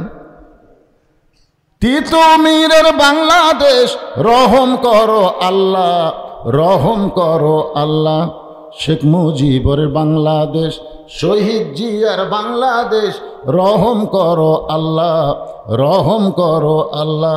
এখন শেখ হাসিনার বাংলাদেশ, খালেদা জিয়ার বাংলাদেশ যেন গজব পড়ছে আল্লাহ। আপনারা বলেন তো, মেয়ে মানুষ যেদিন থেকে ক্ষমতাত গেছে সেদিন থেকে আমাদের মরদের কোনো দাম আছে? এ কথা বল না কেন রে? যত ওয়াজ করেন আমার মা বোনদের জন্য আমি দেখছি ওয়াজও শোনে, আবার ভারতের চ্যানেলও দেখে। জোরে কোন ঠিক কিনা? হুজুর নারীদের জন্য একটু ওসিয়ত করেন। নারীদের জন্য ওসিয়ত করার আগে মরদকে ওসিয়ত করা লাগবে। মরদগুলো যদি ঠিক হয় সবগুলো মেয়ে মানুষ ঠিক হবে। জোরে কোন কথা ঠিক কিনা? দুই মেয়ে মানুষ গল্প করতেছে বেলকুনিত বসে, আমি শুনতেছি। এক মেয়ে বলতেছে, তোর স্বামী কেমন রে? আল্লাহ আমাকে একটা স্বামী দিছে গো, এদিক সেদিক যাওয়ার সুযোগ নাই। এদিক সেদিক গেলি খালি দেখেন কথা কি বলতেছে, আল্লাহ আমাকে একটা স্বামী দিছে, এদিক সেদিক যাওয়ার বুদ্ধি নেই। এখন এই বলতেছে তোরটা কেমন, আমারটা ভেড়া, আমি যা কই তাই। দেখছেন, আমি যা কই তাই আমার ভেড়া তাই শোনে। যে স্বামীরা বউয়ের কথা মতো চলে এরা হলো ভেড়া। ধরে কোন এরা কি? আর স্বামীর কথা মতো যে বউ চলে, বউ বলে আল্লাহর নিয়ামত আল্লাহ আমাকে দান করছে। আপনার মরদগুলো যদি ঠিক হন, আপনার একটা মেয়েও ঠিক হবে না। কথা কন না কেন, কথা কন না কেন? মেয়ে মানুষের জন্য আমি ওসিয়ত করে কি করব, আপনারা একটু ওসিয়ত করবেন। আপনার বিবিকে, আপনার যে মেয়েটার এখনো বিয়ে হয় নাই, যে মেয়েটা আপনার 15-16 বছর বয়স, বর্তমান বাংলাদেশে 18 বছরের আগে কোনো মেয়েকে বিয়ে দিলেই কিন্তু সমস্যা আছে না নাই? তাহলে আপনার 18 বছর মেয়েটাকে এমনভাবে দেখতে হবে যেমন দেখেছেন আল্লাহর নবী ফাতেমাকে ডাক দেয়, বলে ফাতেমা তুমি কখনোই যেন মনে করো না তোমার বাবা আল্লাহর নবী বলে আল্লাহ তোমাকে জান্নাত দিবে, এইটা কখনোই মনে করো না মা। জান্নাতে যদি যাবার চাও ফাতেমা, জান্নাতের আমল করে জান্নাতে যেতে হবে। সুবহানাল্লাহ কর না কেন? ফাতেমা বলতো বাবা আমি মনে করেছিলাম আপনি বিশ্ব নবী, আপনি আল্লাহর নবী, আপনার মুখের দিকে তাকায় আল্লাহকে আমাকে মাফ করবি না? নবী বল না, আমার মুখের দিকে তাকায়া আল্লাহ তোমাকে মাফ করবে না। জান্নাতে যাবার গেলে জান্নাতের আমল করো। ফাতেমা বলে বাবা জান্নাতের আমল করতে গেলে কোন আমলের গুরুত্ব বেশি? রাসূল বললেন ফাতেমা মেয়েদের যতই আমল থাক না মা, 1 নম্বর আমল হলো পর্দা। পর্দা যদি না থাকে মেয়েদের রোজাও কবুল হবে না, নামাজও কবুল হবে না, একটা ইবাদত আল্লাহর দরবারে কবুল হবে না যদি মেয়েদের পর্দা না থাকে। এখন আপনারা বলেন ফাতেমার 1 নম্বর আমলের নাম কি? আরো জোরে কন না কেন? আপনি বুখারী শরীফ পড়েন, মুসলিম শরীফ পড়েন, তারপরে তিরমিজি শরীফ পড়েন, যতগুলো সিয়াহাতা শরীফ আছে এগুলো শরীফ পড়লে আপনি মা আয়েশার হাদিস পাবেন, কিন্তু ফাতেমার একটা হাদিসও পাবেন না। ফাতেমা কিন্তু বিশাল জ্ঞানী ছিল না, 6 লক্ষ হাদিসের হাফেজ ছিল মা আয়েশা, কিন্তু ফাতেমা 10টা হাদিসও সম্পর্কে কোনো রেওয়ায়েত নেই। এরপরেও আয়েশাকে জান্নাতি নারীদের নেত্রী বানানো হয়নি, ফাতেমাকে আল্লাহ জান্নাতি নারীদের নেত্রী বানাইছে। সুবহানাল্লাহ কন না কেন? এটা কোন আমলের কারণে? আরো জোরে জোরসে বলেন। এমন পর্দা নিশে ছিলেন যার কারণে আল্লাহ ফাতেমাকে খাতুনে জান্নাত ডিগ্রি দিয়েছে। আমার মায়েদেরকে বলবো মা আপনারা পর্দার ভিতরে থাকবেন। তা আল্লাহ রাসূলকে পরীক্ষা করার জন্য আল্লাহ রাসূল সম্পর্কে আল্লাহ বলেছেন ওয়ামা আরসালনাকা ইল্লা রাহমাতাল লিল আলামিন। আচ্ছা এই যে মাঝখানে ওটা বসা শুরু হলো কেন? ওটা বসা করলে হবে? আপনারা বলে বেশি রাত পর্যন্ত শোনেন কি? আমি কি এখানে কখন আইছি আপনারা জানেন? এশার নামাজের আগে আইছি।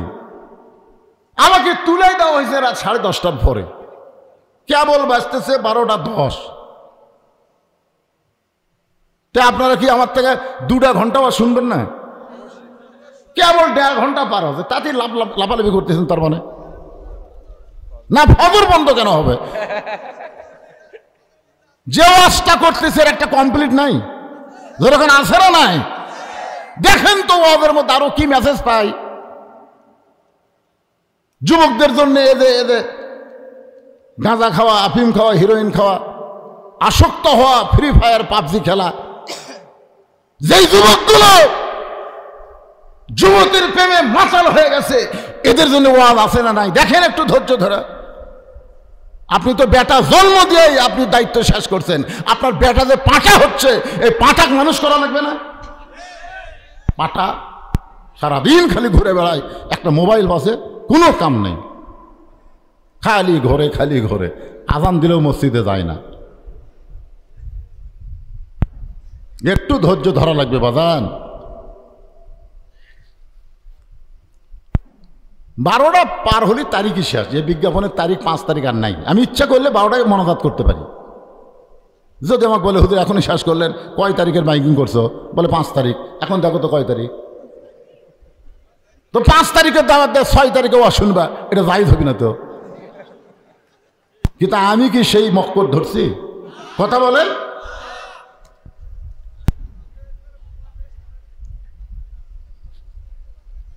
পিছনে আমার কতগুলো ভাইয়েরা দাঁড়িয়ে আছে, দেখেন বসার জায়গা হয়নি, ওরা দাঁড়িয়ে আছে, আর এই বসা গেলে উঠতেছে, শরম নাই? বিরক্ত হয় না? একটু জিকির করে লা ইলাহা ইল্লাল্লাহ, লা ইলাহা ইল্লাল্লাহ, জোরে লা ইলাহা, লা ইলাহা ইল্লাল্লাহু মুহাম্মাদুর রাসূলুল্লাহ সাল্লাল্লাহু আলাইহি ওয়াসাল্লাম। ওই ঘরের মালিকের যদি তোমরা গোলামি করতে পারো, সাথে সাথে আল্লাহ 2টা পুরস্কার তোমাদেরকে দিবে। 1 নম্বর পুরস্কার হলো রিজিকের কোনো পেরেশানি থাকবে না, আর 2 নম্বর পুরস্কার হলো যাবতীয় ভয় ভীতি থেকে আল্লাহ পুরাপুরি নিরাপত্তা দিয়া দিবে। তাহলে নামাজ পড়লে লাভ কয়টা? আরো জোরে। যাবতীয় রেজেকের পেরেশানি থাকবে না, তার মানে বোঝা গেল রেজেক মানে শুধু খাদ্য না। রেজেক মানে আপনার যুবক ছেলে ভালো হওয়া, আপনার যুবতী মেয়ে ফাতেমার মতন চলা, এরই নাম হলো রেজেক। আমরা মনে করি রেজেক মানে খালি খাওয়া দাওয়া, না। রেজেককে আল্লাহর নিয়ামত বলা হয়েছে। আপনার ছেলেটা আল্লাহর নিয়ামত হোক, আপনার মেয়েটা আল্লাহর নিয়ামত হোক। আপনি বাবা হিসেবে এটা চান না? যেরকম চান কি চান না? চান। আপনার গ্রামের সব যুবকগুলো মসজিদে 5 ওয়াক্ত নামাজ জামাতে পড়ুক, এটা কি আপনারা চান না? তাহলে একটু মনোযোগ দিয়ে শোনেন। আল্লাহ নবী বললেন, তালহা কচি মাসুম বাচ্চাকে আমি এত আদর করার কথা বলেছি। নবী কেমন আদর করে দেখেন।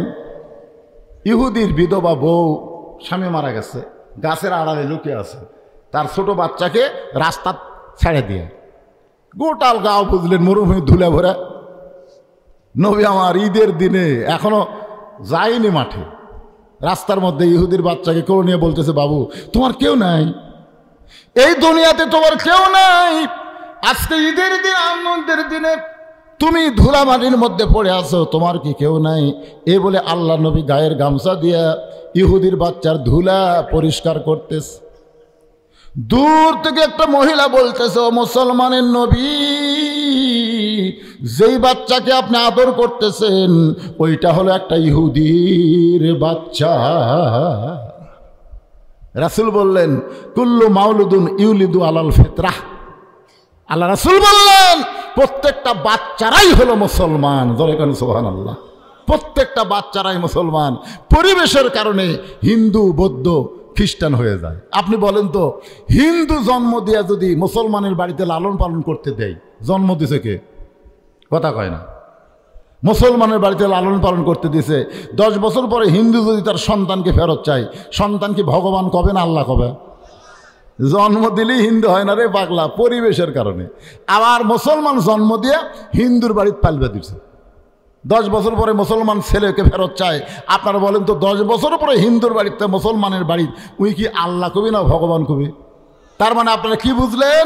জন্ম দিলেই হিন্দু মুসলমান হয় না, হিন্দু মুসলমান হয় পরিবেশের কারণে। ধরে কোন কথা ঠিক? বর্তমানে আপনাদের এই তাহেরপুর, এটা কি, এই গোড়াগাছি এলাকায় যে পরিবেশ চলতেছে, এই পরিবেশে আপনারা কি বুঝতেছেন? ছেলেগুলা যে হারে চলতেছে, ওমর ফারুক তার নিজের ছেলে মাতলামি করছে, তাকে মারিয়ে 80টা দৌড়া মারিয়ে দুনিয়া থেকে বিদায় করে দিয়েছে। আপনি আপনার ছেলের দিকে তাকাবেন না? এই সারাদিন পর যখন বাড়িতে আসে, দেখেন তোর চোখের সাইজ কি, ওর চোখের দিকে তাকাবেন, বাবা হিসেবে আপনি দেখবেন না, কে দেখবে? আপনার একটা গরু যদি সন্ধ্যার সময় গোয়াল ঘরে না ওঠে, আপনি পাগল হয়ে যান, আমার গরু গেল কোথায়, আমার গরু গেল কোথায়? আপনার বউ হাঁস মুরগি ঘরাত না উঠলে সন্ধ্যার সময় লাইট দেয় ঘরে, আমার মোরগ গেল কোথায়, আমার মুরগি গেল কোথায়? তো রাত 10টা বাজে আপনার আইডিয়া কোথায়? এটা খোঁজা লাগবে না আপনার? এই খোঁজা লাগবে না? আপনি গরু ছাগল থেকে খোঁজেন, আপনি হাঁস মুরগি ঠিকই খোঁজেন, তা আইডিয়ার খোঁজ করবেন না? আপনার বেটা কুটি খোঁজ করবেন না? রাত 10টা পর্যন্ত ওই বাহিরে থাকে, বন্ধু বান্ধবের সঙ্গে মাতাল হয়। বাবা হিসাবে এই সিদ্ধান্ত আপনার নেওয়া দরকার আছে না? কথা বলেন। আপনার মেয়েটা হাই হিল পরে কিলকিল করে গোটা পাড়া ঘুরতেছে, গোটা পাড়া। আগে তা অন্য বুকের উপর রেখেছিল, এখন গলার মাফলা বানাতো, মাঝখান দিয়া অন্য দিয়ে দিয়েছে, দূরে লাইট খালি জ্বলতেছে। তা আপনি কি মনে করেন ছেলেরা কি হিজড়া? এই কথা কন, ছেলেরা কি হিজড়া? সুন্দর নারী দেখলে পরে আমার দিল দেওয়ানা করে ওলে ওলে ওলে। এক নারী 10 জনের মনোযোগ আছে। এখন 10 টাকা ছাকা দিয়ে একটা সাথে যখন বিয়া বসে, ওরা তখন গাঁজা খায়। যখন কি খায়? গাঁজা খায়।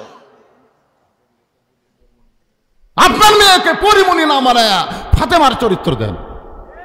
আপনার ছেলেকে 10টা পর্যন্ত বাহিরে না রাইকা মাগরিবে সব বাবা হিসাবে মসজিদে নিয়ে যান। কোন কথা ঠিক না? এমনি সাইজ হবে। আল্লাহর বান্দারা একটু মনোযোগ দেবেন।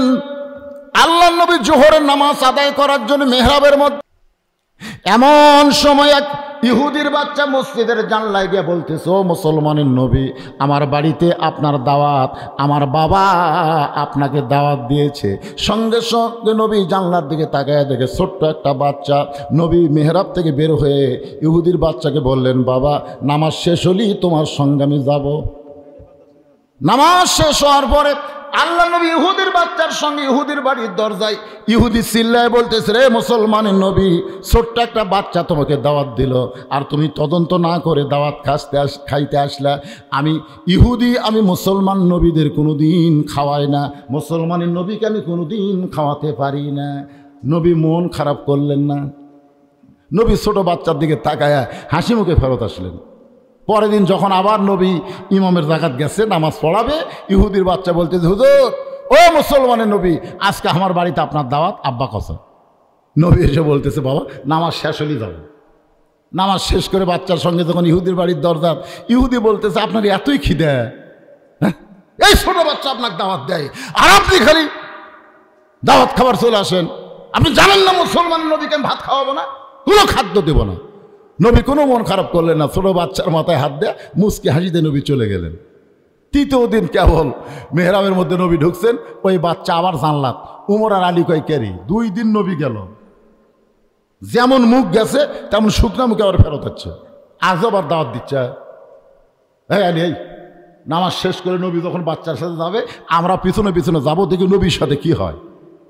নিরাপদ দূরত্ব বজায় রেখে নবী যখন ছোট বাচ্চা নিয়ে ইহুদির সামনে গেছে, ইহুদি দৌড়ে এসে নবীর 2টা পা চাইপা ধরে বলে, ওমা আরসালনাকা ইল্লা রহমাতাল লিল আলামিন। একটা মানুষ কেমনে গোটা বিশ্ব জগতে রহমত হয়, আমি ইহুদিটা বিশ্বাস করতেছিলাম না। এই কারণেই পরপর 2 দিন আপনাকে আহ্বান করলাম। আমি মনে করেছি আপনি আসবেন না, কিন্তু আজও যখন এই বাচ্চার সঙ্গে আইছেন, আপনি সাধারণ কোনো মানুষ না, আমারে পড়ায় দেন লা ইলাহা ইল্লাল্লাহু মুহাম্মাদুর রাসূলুল্লাহ। রাসূল বললেন, ও সন্তানের বাবা, আমি তোমার দাওয়াতের কথা খেয়াল করি নাই, আমি একটা কচি বাচ্চাকে স্নেহ করেছি। জোরে কর না সুবহানাল্লাহ। রাসূল আমার ইহুদির কচি বাচ্চাকে স্নেহ করে তার দাওয়াতে গিয়ে অপমান হয়, তাও যায়, আর তুমি আমার তালহা সাহাবী হয়ে তোমার কচি মাসুম বাচ্চাকে রশি দিয়ে খুঁটির মধ্যে বেঁধে রাখছ। তোমার বাচ্চার অপরাধ কি? তালহা ছোট বাচ্চার মতন কান্দের, বলে রাসূলুল্লাহ, হুজুর আমার বিশ্বাস আপনি তদন্ত ছাড়া আমার উপর রাগ করতে পারবেন না। নবী শুনতে উঠছে, কি বলছে? হুজুর আমার বিশ্বাস আপনি তদন্ত ছাড়া আমার উপর রাগ করতে পারবেন? কথা কর না কেন, পারবেন না। নবী সুম করছে, তালহা দেখি তোমার রেজাল্ট কি? তালহা বলতে, হুজুর এই যে আমার বাড়ির দরজাতে একটা খুরমা খেজুরের গাছ দেখতেছেন, একটা খেজুরের গাছ। এই খেজুরের গাছ হলো একটা ইহুদির গাছ। আজ কয়েকদিন হলে গাছে খেজুর পাকিছে, রাতের বাতাসে পাকা খেজুরগুলো টস টস করে গাছের গোড়ায় পড়ে। আমি যখন আপনার পিছনে ফজরের নামাজ পড়তে যাব, আমার ছোট বাচ্চা ক্ষুধার জ্বালায় হয়তো দরজা খোলা পাইয়ে বাইরে এসে ইহুদির গাছের খুরমা খেজুর খাবে। আমি একজন মুসলমান হয়ে আমার বাচ্চা ইহুদির গাছের খেজুর খাবে, হুজুর এটা আমার সহ্য হয় না। আমি আমার ছোট বাচ্চাকে কান্দে করে মসজিদে যাওয়ার জন্য রওনা দিলাম যে আমার সঙ্গে মসজিদে নিয়ে গেলে ইহুদির গাছের খেজুর খাওয়ার পারবে না। কিন্তু মাঝ রাস্তায় যাওয়ার পর আমার ইমান বলতেছে, তাহলে হ্যাঁ, রাসূল কিন্তু বলেছে 7 বছর থেকে নামাজের তালিম দিবে আর 10 বছর থেকে জোর করে নামাজ ধরাবা। তোমার বাচ্চার বয়স হলো কেবল 4 বছর। জোর এখন কয় বছর? এখন 7 বছরে তালিম দেওয়ার জন্য মসজিদে নিয়ে যাওয়া যায়, কিন্তু 4 বছরের বাচ্চা নিয়ে যাবা। তোমরা যখন রুকুর থেকে সেজদায় যাবা, তোমার ছেলে যদি মাথা তুলে কয় এ সবাই উপর হসে রে, এরকম বলতে পারে কি পারে না? কারণ আমি নিজে দেখছি ঈদের ভিতরে অনেকগুলো বাবা, বুঝলেন, ঠিক সুন্দর করে জামাটা পোশাক পরে ঈদের নামাজে নিয়ে আইছে। আমরা যে সেজদাত গেছি ওরা 4-5 জন করছে এ উপর হসে রে, সব মুসল্লির হাসি, এমনকি আমারও পর্যন্ত হাসি বাড়াচ্ছে। আমরা কি উপর হসি না সেজদা দিছি? কিন্তু মাসুম বাচ্চার মুখ দিয়ে যেটা বাড়াছে এর মধ্যে অবশ্যই রহস্য আছে। কথা কন না কেন? ওরা তো বললো না যে আমরা সেজদা দিছি, ওরা বলতেছে আমরা উপর হসি। তার মানে বোঝা গেল আল্লাহর সাথে আমাদের কোনো কানেকশন নাই। সেজদা যদি আল্লাহর সঙ্গে যোগাযোগ না হয় এর নাম উপর হওয়া। ধরে কন কি হওয়া? আমি নামাজের পরে বললাম, ভাইজান তোমরা কয়জন হাসিছো? তো কয় হুজুর অনেকের মুখে হাসি, আমার মুখে হাসি আসছিল কিন্তু শব্দ হয়নি। ভাই আগামী ঈদে 4 বছরের নিচে 5 বছরের নিচে কোনো বাচ্চা মাঠে আনা যাবে না। 7 বছর তালিম দাও, 10 বছর থেকে জোর করে নামাজ ধরাও। তালহা বলে রাসূলুল্লাহ, মাঝ রাস্তায় গিয়ে চিন্তা করলাম আমরা যখন আপনার পিছনে নামাজে শামিল হব, আমার বাচ্চা যদি দুষ্টামি করে আমি কি করব? আমি আবার বাড়িতে আসলাম, বাড়িতে রাইখে গেলে যদি ইহুদির গাছের খুরমা খেজুর খায় আর মসজিদে নিয়ে গেলে যদি নামাজ নষ্ট করে দেয়, এই কারণে আমি রশি দিয়ে আমার বাচ্চাকে খুঁটির মধ্যে বেঁধে রাখছি। হুজুর আমি আমার ছেলেকে অত্যন্ত ভালোবাসি। ওমর ফারুক বলতেছে রশি দিয়া ছোট বাচ্চাকে বেঁধে রাখার মধ্যে ভালোবাসা কি? রাসূল বলতেছে, তালহা তুমি ঠিক বলেছ। যে বাবা সন্তানকে জাহান্নামের আগুন থেকে বাঁচাবার চায় ওটা হলো আসল বাবা। জোরে কোন বাবা? আপনারা বলেন তো, আজর কিন্তু ইব্রাহিম নবীকে নমরুদের চুলার মধ্যে ফেলে দিবার চাইছিল। জোরে কোন কথা ঠিক কিনা? আর আমরা বাবা হয়ে আমাদের সন্তানগুলোকে আজকে বেনামাজি বানাচ্ছি। নামাজ না পড়লেও কিছু কই না, মেয়েরা বেপর্দা হলে কিছু কই না। আপনার বলেন তো আপনার ছেলে মেয়ে কোথায় যাবে? কথা কন না কেন? তা আপনি বাবা ইচ্ছা করলেই তো আপনার ছেলেকে মাদ্রাসায় পড়াবার পারেন, ইচ্ছা করলে আপনার ছেলেকে আপনি মাসুম অবস্থায় পাক না পাক শিক্ষা দেবার পারেন। আপনি আপনার বাচ্চাকে মাদ্রাসায় ভর্তি করে দেন, শিক্ষকের দায়িত্ব হলো কোনটা পাক কোনটা না পাক আপনার বাচ্চারে শিখাই দিবে। জোরে কোন কথা ঠিক কিনা? আপনি মাদ্রাসা না দিয়ে প্যারাই মারি দিয়েছেন, খাড়া হয়ে পেশাব করে। কেরে খাড়া হয়ে পেশাব করিস? কোন ক্লাসে পড়িস? তুইও পড়িস আসা তো বসে, তোর সার বসা শিখাইবি। কই প্রাইমারি পেশাবখানা যায় দিকে আমার সারি খাড়া হয়ে করে চাচা, ওর সারি খাড়া হয়ে আমারে বসবি। আপনি বাবা হয়ে কি করতেছেন? এই একটু মনোযোগ দিয়ে শুনবেন। রাসূল বলেন, তালহা আমি তোমার বাড়ির মধ্যে ঢুকবো, আমি নিজের হাতে তোমার ছেলে রশি খুলে দিব। আল্লাহ নবী বাড়ির মধ্যে ঢুকে নিজের হাতে তালহার ছেলে রশি খুলে দিয়ে বললেন, ও তালহা, ইহুদির গাছের খুরমা খেজুর থেকে তুমি তোমার সন্তানকে বাঁচাইছো। আমি নবী বলতেছি জাহান্নামের আগুন থেকে আল্লাহ তারে বাঁচায় দিছে। আপনারা বলেন তো তালহার অভাব বেশি না কম? এত অভাব থাকার পরেও ইহুদির গাছের খুরমা খেজুর থেকে যদি তার সন্তানকে বাঁচায়, আজকে আমাদের চারিদিকে ভারত আছে, ইহুদি আছে, খ্রিস্টান আছে, নানা রকম প্রলোভন মুসলমানদের ইমান রক্ষা করার চেষ্টা, ইমানকে নষ্ট করার চেষ্টা করতেছে। জোরে কোন কথা ঠিক কিনা? 2009 সালে আমি একটা ওয়াজ করেছিলাম এনজিওদের বিরুদ্ধে। এনজিও বোঝেন? গ্রামীণ ব্যাংক, আশা, কিয়ার, ঠেঙ্গামারা আছে না নাই? জোরে কোন আছে না নাই? আপনারা বলেন তো, আগে সুদ খালি ব্যাংকে ছিল, এখন প্রত্যেকটা পাড়ায় পাড়ায় সুদের রাজত্ব চলতেছে। কথা কন না ভাই, কথা বলেন। আপনারা সুদ খাওয়া কি ছোট গুনাহ না বড় গুনাহ? কত বড়? আল্লাহ রাসূল সুদের নিম্ন পাপ বলতে গিয়ে প্রথম পাপ বলেছে, সুদের বড় পাপ হলো আল্লাহর সঙ্গে যুদ্ধ করা, কিন্তু নিম্ন পাপ বলতে গিয়ে রাসূল 3 বার মুখ ধরছেন, 3 বার। সাহাবারা বললেন, হুজুর পাপের কথা বলতে গিয়ে আপনি মুখ ধরেন কেন? রাসূল বলে, যদি ভাবির সঙ্গে হতো, ভাবির সাথে, শালীর সাথে, কিন্তু না, মায়ের সাথে। নাউজুবিল্লাহ কবেন না, নাউজুবিল্লাহ কবেন না। যে সুদের 1 টাকা খায়, নিজের মায়ের সঙ্গে 42 বার জিনা করার গুনাহ হয়। আরো জোরে বলেন নাউজুবিল্লাহ। এই নাউজুবিল্লাহ বলতে কি হয়? কোরআন দিয়ে যখন বাংলাদেশ চলবে, সমস্ত সুদকে কবর দেওয়া হবে, যাকাত ভিত্তিক অর্থনীতি চালু হবে। জোরে কোন কথা ঠিক কিনা?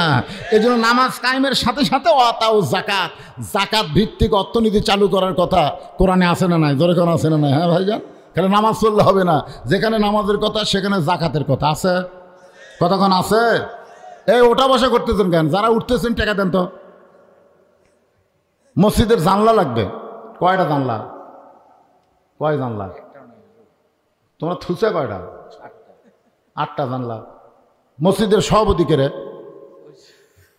কোনটা? কোন কয় জানলা দিবেন কোন? আচ্ছা আপনারা বলেন তো, দরজা জানলা যদি না থাকে এটা একটা ঘর হলো? কতক্ষণ লাগে? দরজা আছে, দরজা রাখছে কিন্তু লাগাইনি, তখন কি হবে? আমি মসজিদের সভাপতি সাহেবকে বললাম, 2টা জানলা দেন তো দেখি। 1 জানলা কত হাজার টাকা লাগবে? আল্লাহর ঘরে জানলা, নিজের ঘরে জানলা আছে, আল্লাহর ঘর নাই। একটা আফসোস তো করার কথা, কষ্ট থাকার কথা। ভাই বলেন আপনি কয় জানলা দেবেন বলেন? সভাপতি সাহেব যা পারবেন খুশি খুশি বলেন। মাশাআল্লাহ, লিল্লাহু আকবার। 8টা জাহান্নাম। কয়টা জাহান্নাম? নাউযুবিল্লাহ, 7টা। ধরে কোন কয়টা? 8টা জান্নাতের মধ্যে একটা জানলা লাগাই দিছে আল্লাহর ঘরে। আল্লাহ তাকে 8টা জান্নাতের একটা দরজা কবুল করে না। ধরে কোন আমিন। ছেলে একটা বিদেশে আছে, আল্লাহ কামাইয়ের বরকত দিও। একটা ছেলে চাকরি করতেছে, আল্লাহ চাকরির মধ্যে বরকত দিও। সকলে বলে আল্লাহুম্মা আমিন। মসজিদের সেক্রেটারি কে ভাই? সেক্রেটারি রে আপাতত কে দায়িত্ব আছে? আপাতত কারোর উপর তো দায়িত্ব দেওয়া আছে। এ পোস্ট তো ফাঁকা তুলে হবে না। কোন আঙ্গে? এটাই তুমি তো কলেজও চাকরি করবা, জান 2টা জানলা দাও বাবা, কি করবো? আল্লাহর ঘরে সভাপতি আর কথা হলো, প্রধানমন্ত্রী আর প্রেসিডেন্ট, আপনার বলেন তো কার গুরুত্ব বেশি? কিসের প্রেসিডেন্টের? প্রেসিডেন্ট এখনো আছে, প্রধানমন্ত্রী পল আছে, আওয়ামী লীগ শেষ। জোরে খান কথা ঠিক কিনা? তো সভাপতি হলো প্রেসিডেন্ট আর সেক্রেটারি হলো প্রধানমন্ত্রী। একটা যাক, তাও তো আছে। 2টা না চাইলে একটা অর্ধেক দিল। লিল্লাহি তাকবীর। মসজিদের সেক্রেটারি একটা জানলা ধরে বলেন মারহাবা। কেশিয়ার কে? কেশিয়ার? এ ভাই কেশিয়ার নাই? কুটি কেশিয়ার সাহেব আছেন? হ্যাঁ, কার কেশিয়ার? ও আচ্ছা আচ্ছা আচ্ছা, ওই মাল। ও রে বাবা, মসজিদের কেশিয়ার সাহেব 6টা জানলা। এ বাবা রে, শুনে বসেন বসেন। আল্লাহর ঘরের যখন আদায় হয় তখন উৎসাহ দেওয়া লাগে রে পাগলা, উঠে গেলে। কারণ পৃথিবীর সর্বশ্রেষ্ঠ জায়গা নাম কি? মসজিদ। জোরে বলেন নাম কি? আর সেই মসজিদের আদায় হচ্ছে আপনার উঠে চলে গেলে আল্লাহ কয় জান্নাত থেকেও তো তুলে দিন। যা এই সেটা সাহেব আসেন। জি,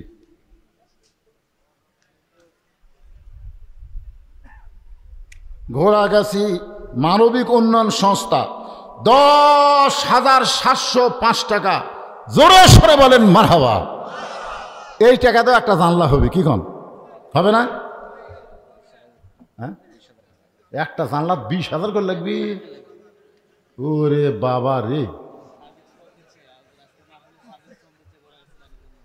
কে এরাই? এই ছেলেরা সার্বিক শ্রম দিচ্ছে মাহফিলের সৌন্দর্যের জন্য, আবার 10,750 টাকা দান করেছে। আমরা তাদের জন্য একটু জান্নাতের দোয়া করতে পারি না ভাইজান? আল্লাহ যেন তাদেরকে জান্নাতি 5 ওয়াক্ত নামাজি কবুল করে। জোরে কর আমিন। এই তো তাহলে 2.5টা হলো। 20,000 করে যদি হয়, 50,000 দিলে কত হয়? 2.5টা হলো। 2.5টা জানলা, আমি তো জানলা চাচ্ছি রে ভাই। হ্যাঁ 2.5টাতে হবে না, আরো 10,000 দিয়ে 3টা করা লাগবে। আপনারা কি কন? যে 50,000 দিবার পারছে সে আর 10,000 পারবি না? এই জোরে কেন পারবে না? লিল্লাহি তাকবীর। কেশর সাহেব 3টা জানালা জোরে বলেন মারহাবা। 8টার মধ্যে কয়টা হলো? 5টা হয়ে গেছে। আপনারা বলেন 5টা যদি হয় আর 3টা হবে না? আচ্ছা, আপনারা যারা বসে আছেন, আপনার কি বাইরের লোক না ভিতরের লোক? এটা সহসভাপতি। একটা জানলা দিবেন, দেখো তো চিন্তা ভাবনা। নিয়ত থাকলো, ইনশাল্লাহ নিয়ত থাকলো, তার মানে কি আল্লাহ সবকিছু নিয়তের উপরে দিবে। তোর এখন কথা ঠিক কিনা? ইন্নামাল আমালু বিন্নিয়াত। তো নিয়ত থাকলো হুজুর, তাহলে 6 নম্বর হয়ে গেছে। লিল্লাহি তাকবীর। এখন আপনারা বলেন 6টা জানলা লাগালে 2টা না লাগালে কেমন হয়? তাহলে আপনাদের মধ্যে একটা লোক আছে যে হুজুর কয়টা? 2টা। 2টাই দেন, আর জানলার চিল্লা না করে দেন তো বাবা। মৎস্য ব্যবসায়ী, মাছের মধ্যে বরকত দেওয়ার মালিককে কথা বলেন না কেন? 2টাই দেন বাদাম, 2টাই দেন, দেখা যাক কি হয়। না, চাপ দেওয়া যাবে না। দান কোনোদিন চাপ দেওয়া হয় না, চাঁদা হয় চাপ দিয়ে। ধরে করে এত টাকা দিব না, ব্যবসা তুলে দেবো। এটা হচ্ছে দান, আপন ইচ্ছায় যা দেয়। মাশাআল্লাহ 7টা হয়ে গেছে। আল্লাহ 7টা জাহান্নাম 7 জনের উপরে হারাম করে দাও। ধরে কোন আমিন ভাইজান। আরে একটা জানলা। হ্যাঁ, আপনারা দেখেন ভাগ্যবান কি, খালি সব টেজের উপরে দেখেন, আপনাদের মধ্যে কেউ নাই। এলা সব কোন এলাকার লোকরা? এই খোঁড়া গাছের কারা কারা হাত তোলেন তো দেখি। গোড়া গাছে কারা কারা হাত তোলেন দেখি ভাই, দেখি। কেউ নাই? কে রে? ওই সাইড হলো সব যুবক রে। এই সাইডে নাই কে? বাবা সোনার চান কি করেন আপনি? হ্যাঁ, তো একটা জানলা দেও বাবা। লিল্লাহি তাকবীর। জানলার বালাই শেষ। 8টা হয়ে গেছে। দরজা কয়টা বাবা? দরজা কয়টা রে? দরজা কয়টা? সে 2টার কথাই কো, ছোট বড় অত দরজা তুলে হবি? মাত্র 2টা দরজা লাগবে। আল্লাহর কোন পাগল পারে আল্লাহর ঘরে একটা দরজা লাগাতে? আল্লাহ কয় দরজা লাগাই দে, তোর বাপ মার কবর আমি জান্নাতের দরজা লাগাই দিব। আল্লাহ পারে কি পারে না? জোরে কোন পারে কি পারে না? এমন কোন আল্লাহর বান্দা আছে? হতে পারে এই গ্রামের জামাই, এইরকম যদি কেউ থাকেন। দরজা বাজান, জানলা লাগাবেন, দরজা লাগাবেন না, রে কেমন হয়? একটা দরজা কত দাম হতে পারে? 1 লাখ টাকার উপরে একটা করে দরজা। এলে কি কাম করতে চান?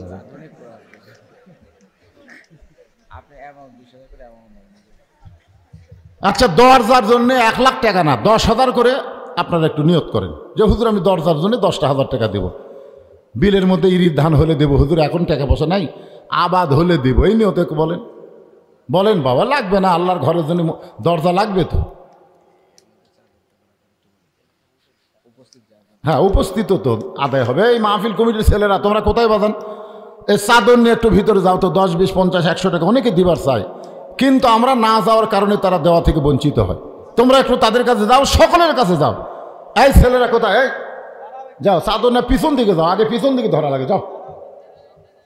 হ্যাঁ, যে দিক দিয়ে মাঠ যায় ওই দিকে আগে ধরা লাগে, যাওয়ার রাস্তা থাকে ধরো। 10, 20, 50, 100 টাকা যে যা পারবেন দান করবেন। আল্লাহ সকলের দানকে আল্লাহ আপনি কবুল করেন।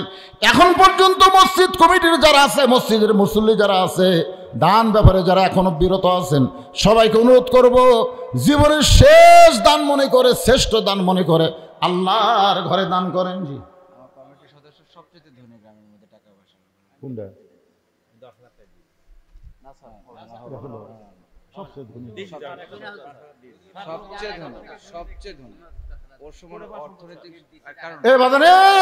সবচেয়ে ধনী লোকের দানটা শোনা যায় এরা পাগলা। মসজিদের উন্নতি গল্পে মাহফিল, খালি ওয়াজ করলে হবে? আপনারা লাভ দিয়ে উঠেন কেন ভাই রে? বাহিরের লোকেরা তো আপনাদের গ্রামের মসজিদ দয়া করবে না, বোঝেন না? এরা ওয়াজ শোনার তালত আছে। আপনারা যারা গোড়া গাছের লোক তারা দেরি করেন কেন? বলেন একটু বাড়ান। কি করেন? আগে দিয়েছেন 5,000, আবার তাহলে 15,000 দেন, তাহলে 20,000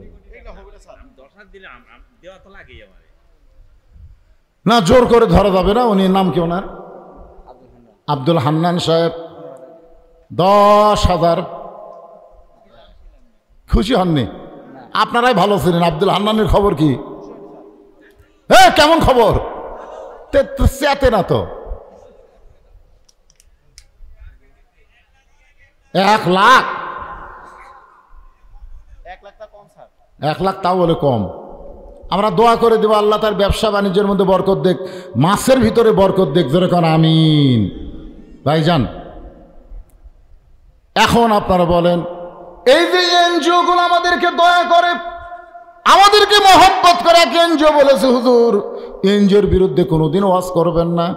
আমি একটা দৃষ্টান্ত দিলেই আপনারা বুঝতে পারবেন। একটা লোকের 2টা বিয়ে করছে, একটা লোক 2টা বিয়ে করছে। আপনারা বলেন তো 2 বউয়ের সম্পর্ক ভালো না খারাপ? কথা কন না কেন? 2 বউয়ের সম্পর্ক ভালো না খারাপ? আল্লাহর কি কাম, 2 বউয়ের একই সাথে 2টা বাচ্চা হয়েছে, 2টা ছেলে সন্তান হয়েছে। কিছুদিন পরে এলাকার মধ্যে খবর হলো যে সতীন তার নিজের সন্তানকে মাটিতে রাখে আর সতীনের সন্তানকে কোলে নিয়ে আদর করে। গ্রামের লোকজন বলে এটা সত্যি না।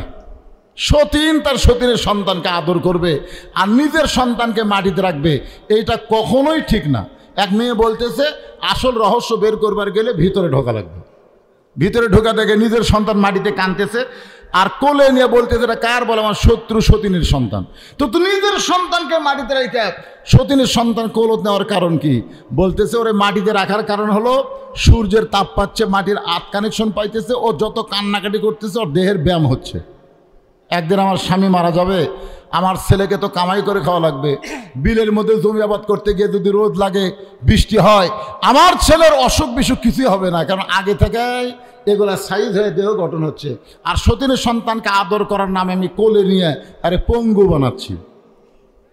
ও পানি তো যাবার পারবে না, রোদের মধ্যে কাজও করতে পারবে না। আপনারা বলেন তো সতীনের সন্তানকে মহব্বত করে কেউ অন্তর দিয়ে?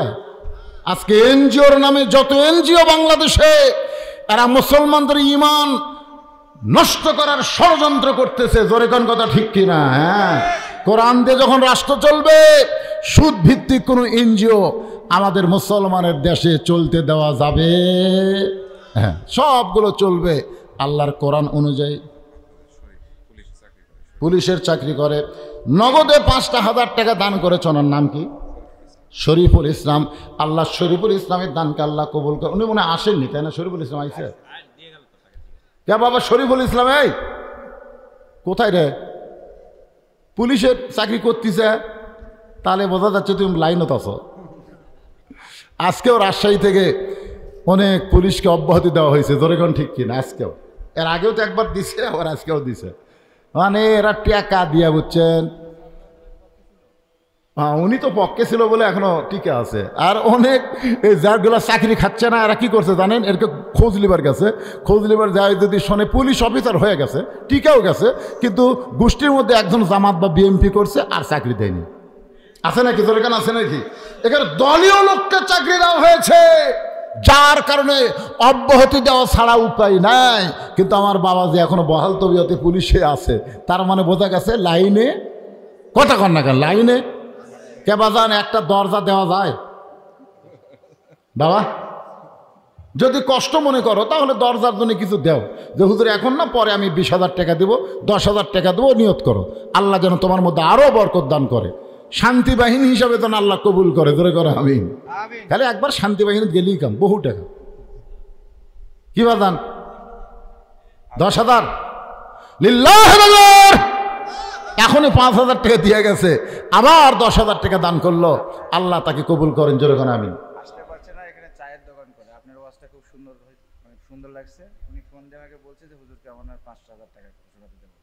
এখানে চায়ের দোকান, আসতে পারে নাই। ওয়াজটা খুব ভালো লাগছে, এই জন্য ফোনটা বলেছে আমি 5,000 টাকা দিলাম আল্লাহর ঘরে। নাম হলো জসিমউদ্দিন। আল্লাহ তার দানকে কবুল করেন, জোরে কোন আমিন। আরো জোরে বলে আল্লাহুম্মা আমিন। দেখেন আপনার চেষ্টা করলে দুটা দরজা কোনো ফ্যাক্টর না, হতে পারে ইনশাল্লাহ। আমার মা বোনেরা যারা পর্দা আছে, মা বোনদের কাছে গামছা লেগেছিল গেছে, আমার মায়ের আল্লাহর রাস্তায় দান করবেন। আমি দোয়া করে দিব আল্লাহ খাদিজাতুল কুবরার সঙ্গে যেন মা বোনদেরকে জান্নাত দেয়। জি মেয়েদের মধ্যে উঠছে একটা তাকবীর দেন তো দেখি, লিল্লাহে তাকবীর। মেয়েদের ভিতর থেকে 30,000 টাকার মতন আদায় হয়ে গেছে, জোরে কান মারহাবা। আয় হায়, আমি কেবল গামছা পাঠাবার চাচ্ছি, আগে আদায় করছে 30,000-এর উপরে। আমার মায়েরা তো বসে নাই ভাই রে, মসজিদে তো একলা একলা নামাজ পড়ে, মেয়ে করে ঢোকার কোনো চান্স নাই। আপনারা একটা সাইড মা বোনদের জন্য বরাদ্দ দিবেন, ওদেরও তো মন চায়, চাই কি চায় না জোরে খান। হ্যাঁ, তো এই জন্য আমার মা বোনদের জন্য আমরা প্রাণ খুলে দোয়া করে, আল্লাহ আমার মা বোনদেরকে আবেদা সালিহা পর্দানিশী কবুল করো, জোরে কোন আমিন। সকলে ইস্তেগফার পড়ে, আস্তাগফিরুল্লাহাল্লাযী লা ইলাহা ইল্লা হুয়াল হাইয়ুল কাইয়্যুম ওয়া আতুবু ইলাইহি। আল্লাহুম্মা সাল্লি আলা মুহাম্মদ, আল্লাহুম্মা বারিক আলা মুহাম্মদ। আপনারা কি মোনাজাত করেন? মোনাজাত করেন? এই পাশে একদিন কিছুদিন আগে একটা মাহফিল করছিলাম, মোনাজাতের কথা শুনে সব সেই দৌড়। আর দোয়া মুখলিবাত, দোয়া করলে অসুবিধা কি, কবুল করতে পারে আল্লাহ। কে দিল এটা? কি নামটা কয়টি বাবা? মেসের, এটা কি? ইসরাইল তার বাবার নামে আল্লাহর ঘরের দরজার জন্য 20,000 টাকা করে বলেন মারহাবা। নগদ 2,000, মোট 22,000 টাকা দান করেছে আল্লাহর ঘরের দরজার জন্যে। আল্লাহ বিশাল দানকে কবুল করেন, জোরে কোন আমিন। অবশ্যই দরজা হবে, জানলা হবে, সব হবে। আল্লাহর ঘর তৈরি করেছে, কমপ্লিট হয়নি। গোটা পৃথিবীতে এরকম মসজিদ আমরা দেখতে পাইনি। সবাই হাত তুলে আল্লাহুম্মা আমিন। আয় আল্লাহ তাআলা, আজকের মাহফিলকে আল্লাহ তুমি কবুল করো। কষ্ট করে মেহনত করে টাকা পয়সা খরচ করে যারা জান্নাতের বাগান লাগাইছে আল্লাহ, তাদের সকলকে জান্নাতি মানুষ কবুল করো। বাপ মা যাদের কবরের কাছে, সবাই বলেন রব্বির হামহুমা কামা রব্বায়ানি সগীরা। আল্লাহ বাপ মার কবরকে জান্নাত বানাও। আল্লাহ মসজিদ কমিটির সভাপতি, সেক্রেটারি, কেশিয়ার সদস্য যারা, ইমাম, মুয়াজ্জিন, খতিব, মুসল্লি যারা, আল্লাহ সকলকেই কবুল করেন। তোমার ঘর মসজিদে নগদে বাকিতে যারা দান করেছে আল্লাহ, দানগুলো জান্নাতের বিনিময়ে কবুল করেন। প্রতি বছর এমন করে জান্নাতের বাগান, কোরআনের মাহফিল করার মতন ইমানি শক্তি আল্লাহ এদেরকে দান করে দেন। যুবকদেরকে 5 ওয়াক্ত নামাজ মসজিদ জামাতের সঙ্গে আদায় করার তৌফিক দেন।